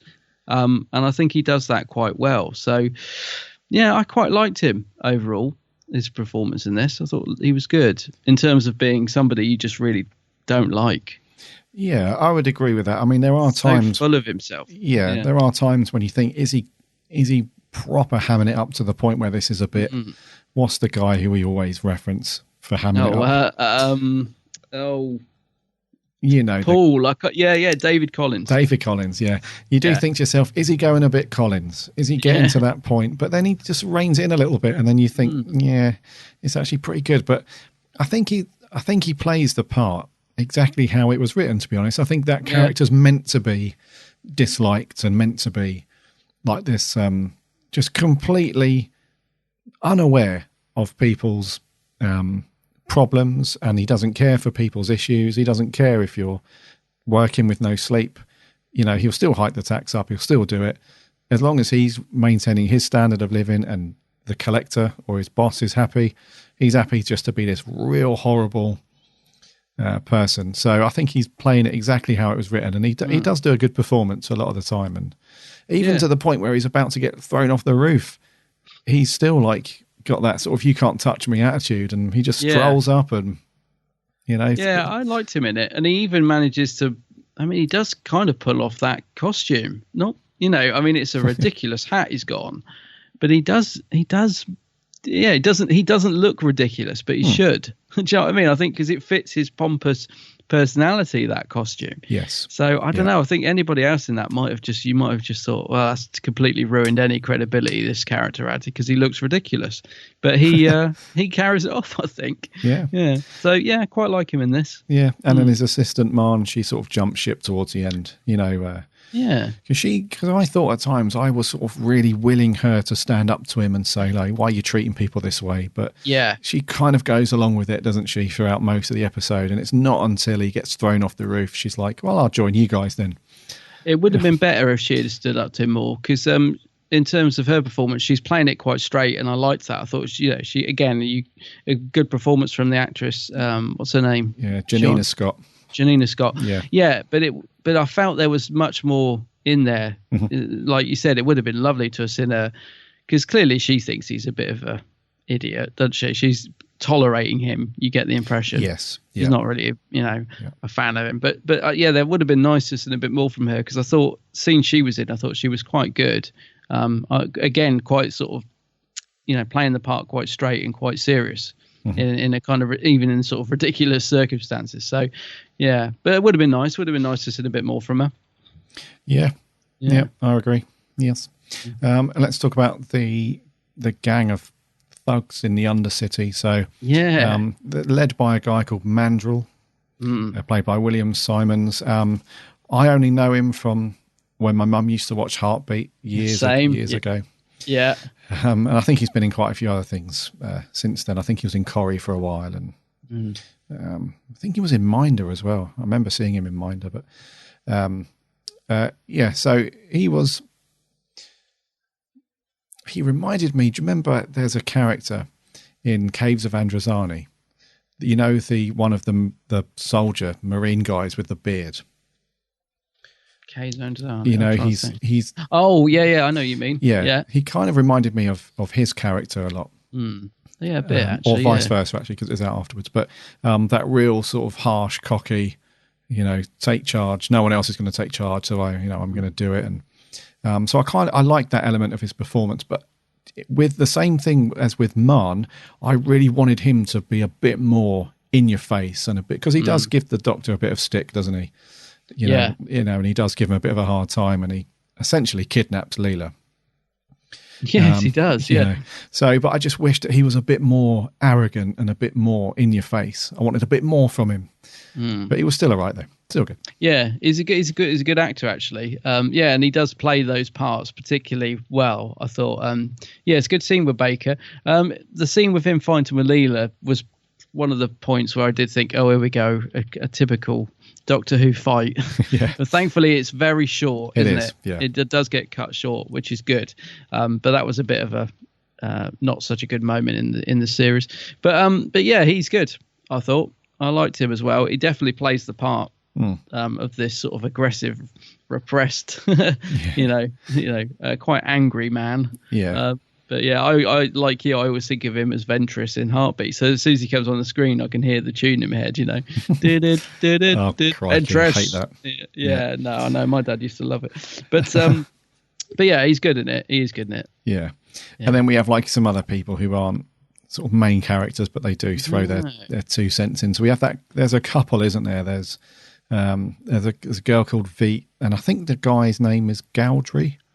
Yeah, or Bisham, one of the two. And they're like a couple, I think. And I think you might recognise Veet, Adrian Burgess. She was in Blake 7 for a bit, apparently. Oh, no, one. No, I didn't actually. I reckon Michael Keating is in Blake 7. I don't know. Adrian might have been as well. I'm not sure, but yeah, she's weird. Yep. Yeah, right. Yeah. Who was she then? I should know that. I mean, Michael Keaton is in every single. I think he's the only cast member that's in every single episode of Blake 7, and he's fantastic in Blake 7. He's one of the best characters. But it's weird. I always forget he's in this story. Like as soon as he pops up on screen, I mean, I should know this by now. It's not the first I've watched it, but he pops up on screen with his little scraggly beard, and I'm like, oh, it's Villa. Michael Keating. I don't know why. I suppose it's because he's not very memorable in this. Unfortunately, as much as I love Michael Keaton as an actor, but yeah, he's not particularly the character and the part that he plays is easily forgotten. if you know what I mean. Yeah. Which is a shame because, as I said, he's so good in Blake Seven, and he is such a good character actor that I wish he was in it more or did something more, because he doesn't really do much in this apart from throw in the odd smug line. Yes. Doesn't really do much at all. It's a shame. But I mean, this is before he went into Blake Seven. Maybe it's earlier on in his career or whatever. But yeah, shame, because he, as I said, it's just a little bit forgettable. The rest of the guys. Yeah, that's what I mean. Really stick in my mind. Yeah. Yeah, the others are just throwing the odd line here and there, and that's it. Yeah. Let's talk about the TARDIS crew. Oh no, actually, before that, let's talk about the Collector. Forgot about him. Yeah, go on, do one more impression. Let's talk about the Collector. Yes. Henry Wolfe. Yeah. A very interesting character, this one. Very interesting. Now, I don't know, maybe you know because you watched the commentary or the special features on this one, because I haven't seen them yet. Was it his idea to do that voice, or was it the written that way? I don't know, actually, because unfortunately I watched the extras when it first came out, which would have been a few years ago. I did watch the making of this time, but he didn't mention that, I don't think. I guess so. I guess it's his interpretation. But it's a very unique character, put it that way. Yeah, and I don't know about you, but it was distracting to begin with, because it did seem a bit comedy. I was like, oh, why is he doing a silly voice? Because he's quite menacing as a character, isn't he? He's quite unpleasant. And he's got the whole look going on with the boldness and the this wheelchair that he's got with all these extra bits on it, souped up wheelchair, and his actual performance is very unnerving. But it's just the voice is strange. But I got used to it, and I quite liked it by the end, especially when he's going round and round and round, saying, "Oh, you've let me down, Haig, no," and all that. I actually thought, I'm really loving this performance now. But I found it a bit jarring to start with. It sort of took me a little bit out of the story. Yes, I'm glad you've said that. Yeah. Because I thought, is this just me? Because I think the first scene that we see him, especially when I first saw it, I thought, what is this? This has turned into imagine. Yeah, this has turned into a right sort of carry-on film. Mm-hmm. So what's all this malarkey? Mm-hmm. But then by the end of it, it's completely suited to the story and the character. Yeah. You totally just go along with it and get used to it. But that first few minutes, it's like, what is this? Why has he done that? It's almost like, in Ghostlight, Light. Oh, yeah. And you think, why is he doing that high-pitched, silly voice? And that doesn't get any better as it goes along. But this one, it does. Especially when you get into episode 3 and you go along, you do start thinking, you just get used to it, and it's just part of the performance. It's pretty good. Yeah, it's very unpleasant when he's waiting to hear, when Leela's sentenced to death, and he's like waiting to hear her screams, and it's part of the thing. Yeah. What is it? Not smoked to death. Gas. No.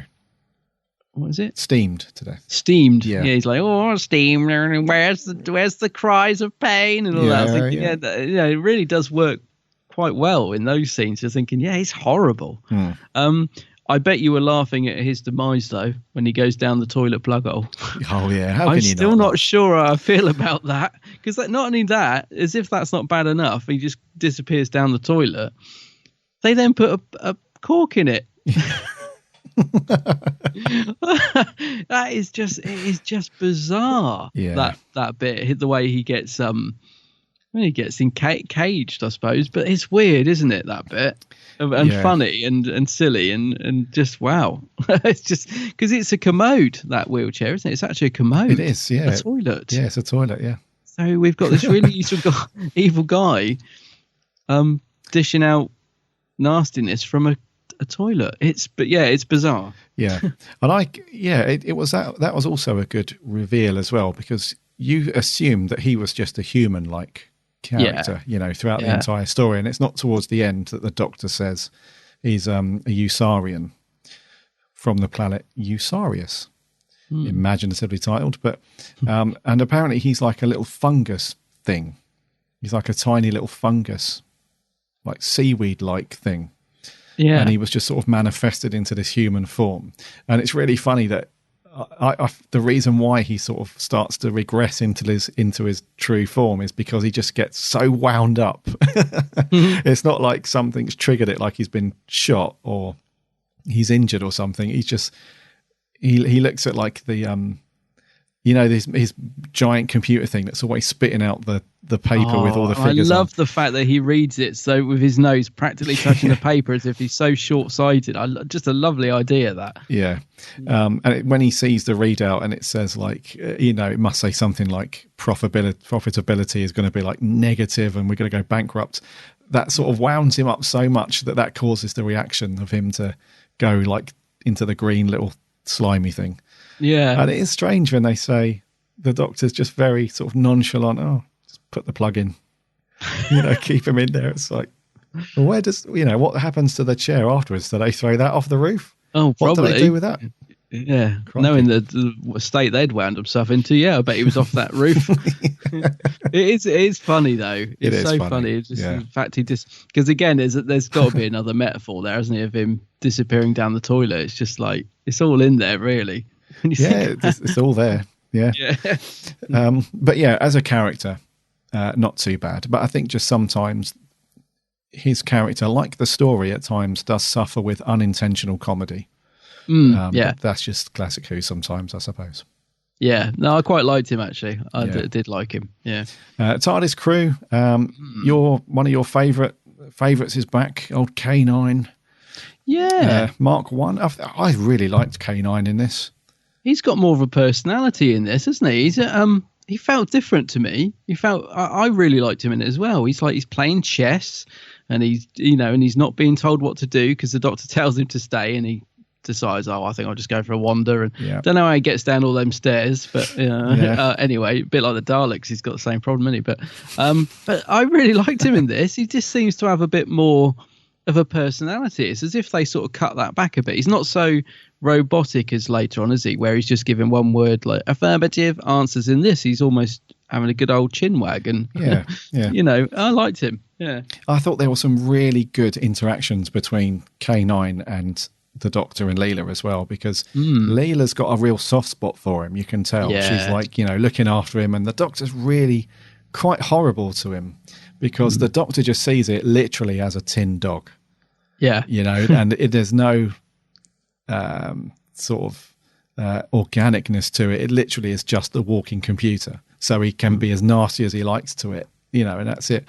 Whereas Leela actually looks at it as a pet, as a proper little dog. So there's really nice where Leela gives really nice little smiles to him. Like there's a bit where they're down his corridor and she's like, K9, go and hide. Yeah. And then he hides around the corner and then he takes him out and she's got this lovely little smile on her face, like, good boy, you did the trick well there. Whereas the Doctor, he's like, and he hates being outsmarted as well, because when they're playing chess right at the beginning, within like 6 moves, K9's like, check. And the Doctor's having none of it. He's like, that can't be right. And then it's really cool at the end where the Doctor purposefully makes the TARDIS rock and it knocks all the chess pieces off. And he's like, we'll have to get that game going again. Cause, I loved that. I absolutely love that end scene because I love it when they tie up the beginning and the end like that. I was like, that's brilliant. Yeah. Lovely way to end the episode, that. Yeah. And it all sort of leverages around sort of K9's personality as well. Because if they hadn't have given him those little personality traits, it would have been, it wouldn't have worked. So you can almost tell that K9's purposefully sort of making the Doctor angry because he knows that he can. Yeah. I really liked K9 in this. I thought he had a great performance. Yeah, no, I did as well. I mean, I love K9 anyway, but I just was, again, this is another thing that surprised me about the story is just how many nice scenes there were with K9 in it. Mm-hmm. There is one other thing I noticed about him, though, and I'm pretty sure you would have noticed as well. The prop is very noisy. Like there's a bit where Leela's trying to creep up on the guards and K9's like, the engine. I think they must have changed it somewhere along the line because he's not that noisy later on, or maybe they dubbed it out. I don't know, but he's really noisy. His motors and his wheels are so loud. Like there's no way that he could creep up on anybody. No, and because the corridor, whether it was purpose built or whether they were in a building somewhere, it's all hard flooring and hard walls and stuff, so it all echoes everywhere. Yeah. So when it's like, even when his ears move, it's like, yeah. Oh, bless him. They must have toned it down, but well, he is Mark 1 after all in this in this story. That's true. Yeah. He is Mark 1. Yeah. Definitely got a bit more personality, that Mark 1. Yeah. I like him. Yeah. Leela then. Oh, she's one of my favourite things in it. Proper I think she's feisty. She's really good. Yeah. I like Leela in this a lot. And there's some nice scenes because there is often this spikiness between Leela and the Fourth Doctor, which I don't like. Because I know Tom didn't like the character, and that spills over onto screen, but they get split up a lot in this. But there are some lovely moments between the Doctor and Leela. There's that bit where he's hypnotising the guard, but he hypnotises Leela, which I thought was really cool. I loved that bit. At the same time, yeah. But I really like her. I think she's becoming one of my favourite classic companions, actually, because she's so different. I know she's always up for a fight, and occasionally it gets a bit too much. There are a couple of scenes on this where she's like, "I'm going to fillet you," and all this, and some of it's good, some of it does go a little bit. You think, yeah, okay, well, we've had that now. But I do really, really like Louise Jameson as Leela. As I said, because she's different, because she's this savage, and the Doctor has to sort of tone her in sometimes, and he's warmer towards her in this story than he is earlier on. Like he does seem to genuinely care about her when she's in danger. Which we don't always get, Sometimes the Fourth Doctor's just like, I'm the Doctor and that is Leela. He's very harsh towards her in the beginning. And I think some of that was Tom rather than the Doctor. And I don't like that. But he seems to really be worried and concerned about Leela when she's in danger in this episode. And I really liked that. I like the fact that they've seemed to have bonded a bit more. I know that Louise Jameson said that they were still quite fraught, the two of them, even at this stage. So they said they were, the relationship wasn't that good between the two actors at this point, which is why apparently Robert Holmes was aware of this, wrote a lot of it, that they were split up. And it's her favourite story as well. It's her favourite classic story that she did, which surprises me. But having reevaluated it, I actually now understand why she likes it so much. But I thought it was a nice performance. I really do like Leela in this. And I think she's a well-needed, strong female character at this time as well. So back in the 70s, it would have still been, not sort of overly sort of sexist, but it would have been, very much male-orientated sort of people making the show, and also, so I think she's a much-needed female companion, and she's really strong as well. So I really like that bit where one of the, I think. I'm sure the character's name's Veet, when that other girl in the gang in the Undercity, when she sort of tries to bully Leela and she's having none of it. She gets the knife out. She's like, try that again and I'll fillet you and that stuff. So I think I really like that stuff about Leela, and she's just fearless to the end, really. She's but she plays, because I was going to say, she's playing the savage, so she's good when she's like just really, ready to get stuck into a fight. But she does have this other side to her, so she's a very rounded character, which I think is down to Louise Jameson. She brings a very, she always wants to learn, doesn't she? She's always interested in why is K9 saying that, why are we doing that, and that's what I really like about it. She's not this one-dimensional like, I've got a knife, I'm a savage. Louise Jameson really rounds up the character nicely, I think, with these other lovely little moments. Which is why, as I said, she's becoming a real favourite classic companion for me. No, I agree. And the Doctor, Mr. Baker. I don't know about you, but I thought he was great in this story. Again, you can hear the surprise in my voice, because I always think at this point Tom's sort of losing it a little bit. Sometimes he just seems a bit disinterested in some of the scripts and what's going on towards this area. Didn't like the companion, all that sort of stuff. I mean, Tom's always good, but there are stories where you can feel he's not into it. And I thought in this one he seems really good in it. I really liked Tom's performance. He's got the crazy side of the Fourth Doctor with the jelly babies and the humour. Some of the lines he comes out with are really lovely, funny lines for the Fourth Doctor. He's really good in the serious moments. It seems to be playing the character straight when it needs to be straight, in terms of, very serious. And I just thought, he's so much better than I remember in this. He's really, really giving a great, tempered performance. Basically getting the balance right of doing the comedy well and the seriousness. I just thought he's bang on this one. I really like him.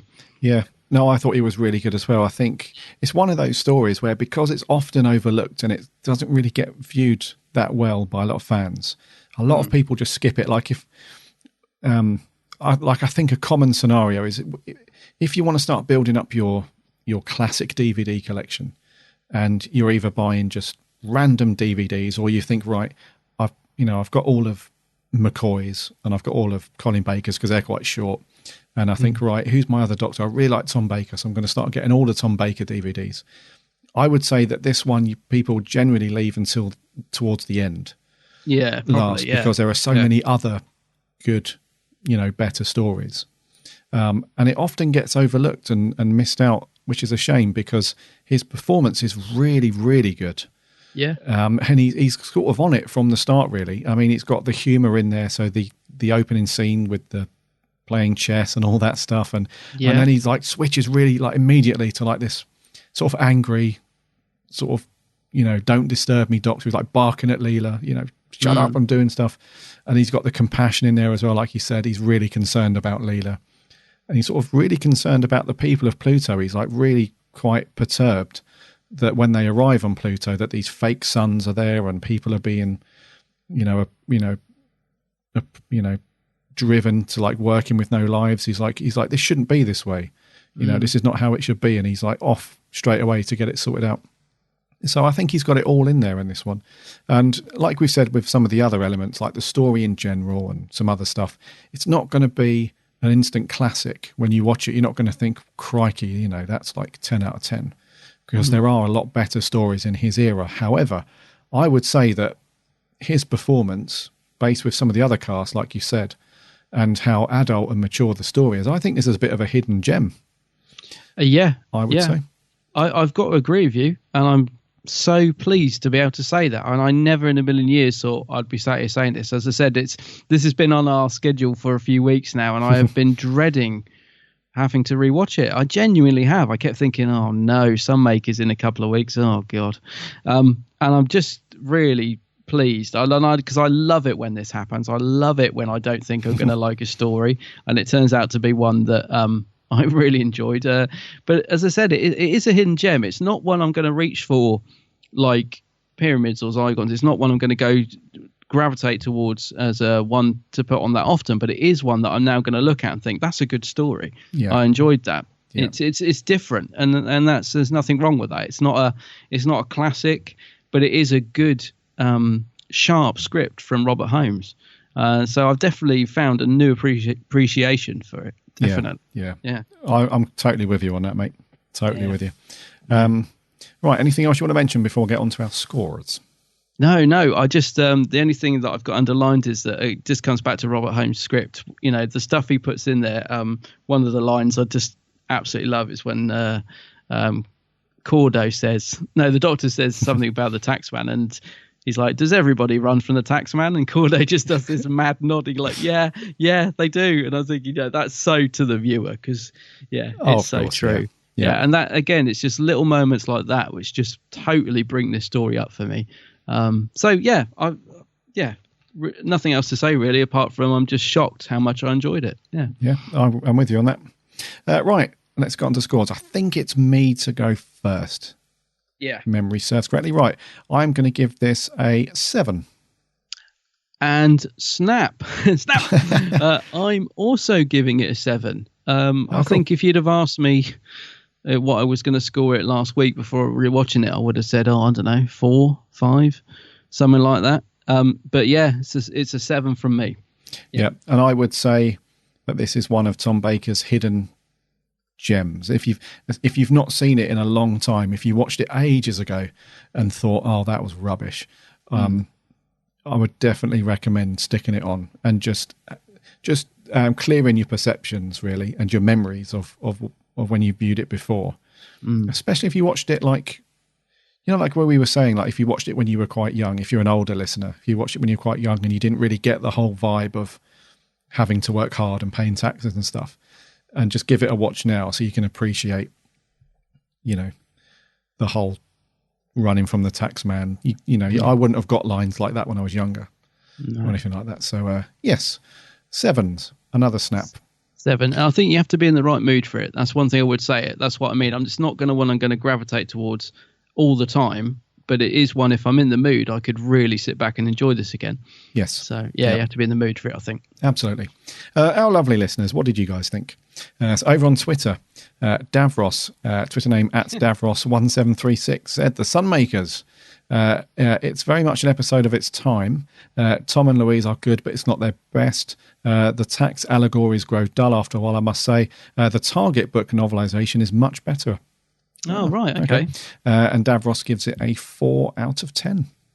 4, right. Yeah. Over on Facebook, Kevin Mullen says, for all its cheapness, The Sunmakers is a little diamond of a story. When I was 8, the only thing I remember is being scared at the thought of being steamed to death and didn't understand the undertone of the story. Robert Holmes' thinly veiled attack on the attack system is a political and subversive a story the show ever produced. A dialogue is witty and clever, and the performances by the main cast are uniformly excellent, with special praise going to Henry Wolfe as the thoroughly nasty collector. Overall, while not a classic, there is much to enjoy. 6.5 out of 10. Yeah. Praise the company. Praise the company. Let's do... we did have an audio review in. I was very shocked that we got an audio clip in for this one. This is from Owen Daly. Hello, Guy and Adam. Hope you're both well and enjoying the show this week. So, The Sunmakers... What an episode. I'm really happy you picked this one, as I've never seen it before. So I decided, I'm just going to put this on yesterday. And I did, watched it all, and I loved it to bits. It was fantastic. It's a great story, as it's full of satire, humour, and it's far from what I did expect. I thought it was just going to be another dull story that's kind of, just average. But this one was brilliant. It stood out from the crowd. It's not Robert Holmes' best scripts, but definitely one of his most easily watched ones. I always knew the story was Holmes having a dig at taxes at the time, but I never expected it to be so obvious, with the very start of part 1 just being about taxes being loaded, and it's so obvious that he was having a dig at the government. It's hilarious. I felt so sorry for Cordon those first few minutes. The characters in the story are great, especially Mandel, the leader of the underground people. I thought he was very good, and his acting was great, actually. The direction was great as well. I can't remember who directed it. Is it... I don't know. And the set design was superb. Tom Baker was giving a good performance, but Louise Jameson was definitely the best standout cast member, as I remember her telling me that this was by far her favourite story to film, which is definitely obvious on screen, as she's giving her best performance. Finally, the canine chess scene is iconic, and I love that the Doctor just flips board at the end as he realises he's been beaten by his dog. I think it's a really great classic Fourth Doctor, and I love it.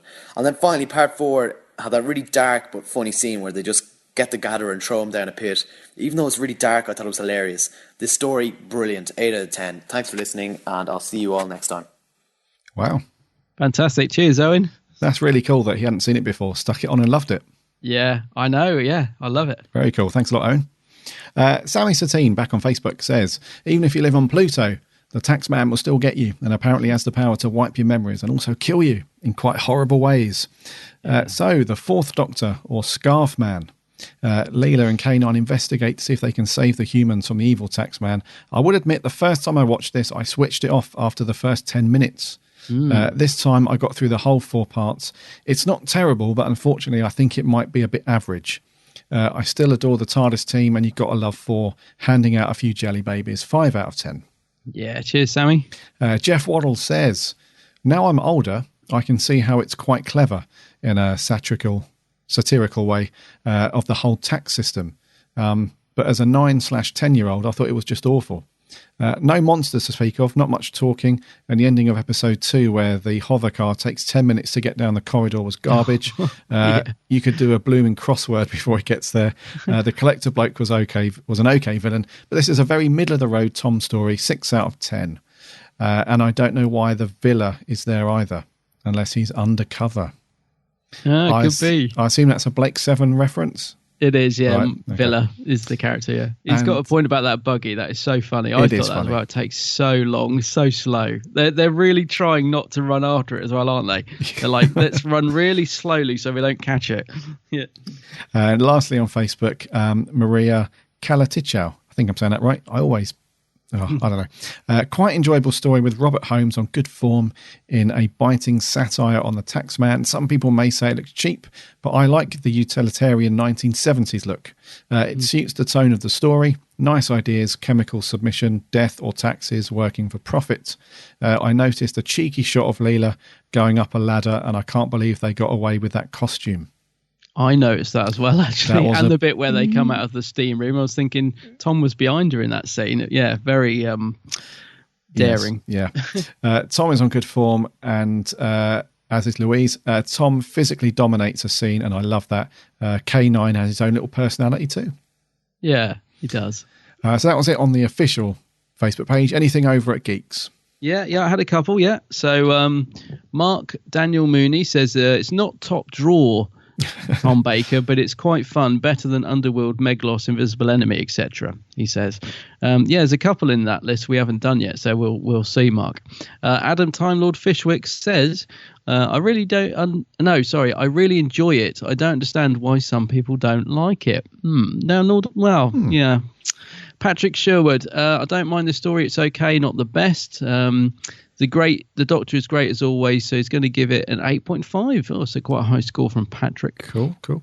Jace Howells says, this is one of those stories that never seems to get much said about it.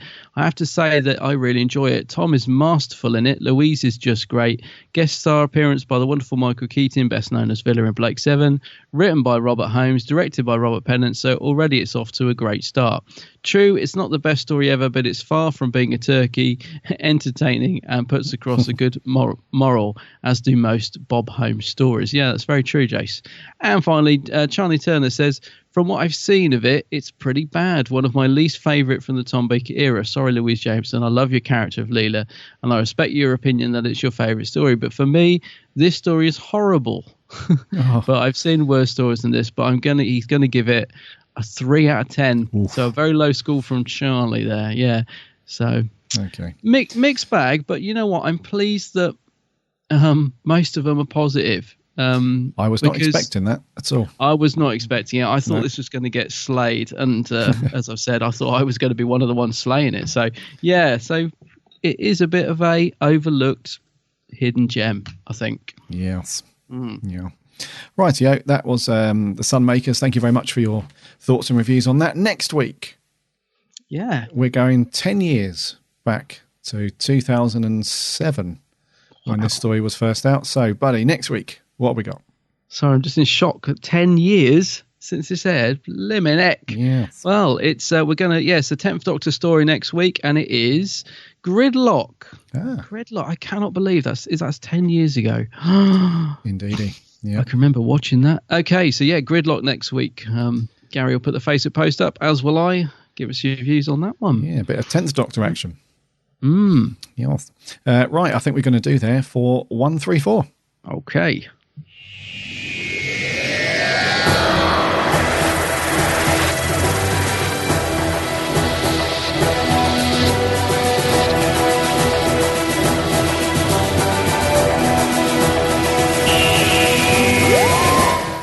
Thank you, fans, for joining us for 134 and going through our episode. Thank you very much. I'm looking forward to Gridlock next week. I'll be honest with you, it's one of the Tennant stories that I don't really watch too often. And I don't really have a reason for that. That's interesting, because I don't know why I thought it was one of your favourites. I don't know why I thought that. Yeah. I don't know how I feel about it, which is good. Okay. Because I have a feeling it's one that's rated very highly, and I don't know. I'm looking forward to giving it a rewatch. Let's put it that way. Yeah, me too. I don't know why, actually. Yeah, I just haven't really. I must have seen it like twice. I think 3 times maybe. So look out for the Facebook post and Twitter and stuff early next week, where we're asking you for your thoughts and feelings on Gridlock. So grab your DVDs, your Blu-rays, whatever format you've got it on.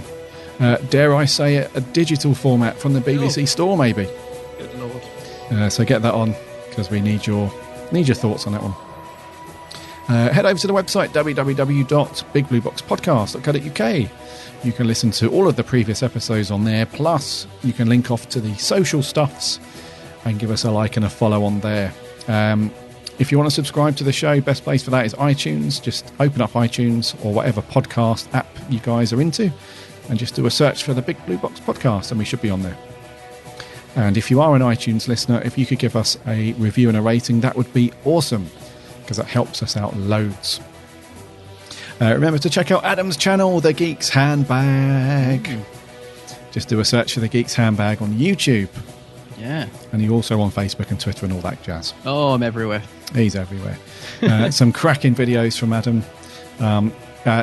One of the recent ones, the unboxing of the TARDIS console, was really in depth, mate. I really enjoyed that video. Loads of good camera angles and explanation. It was really good.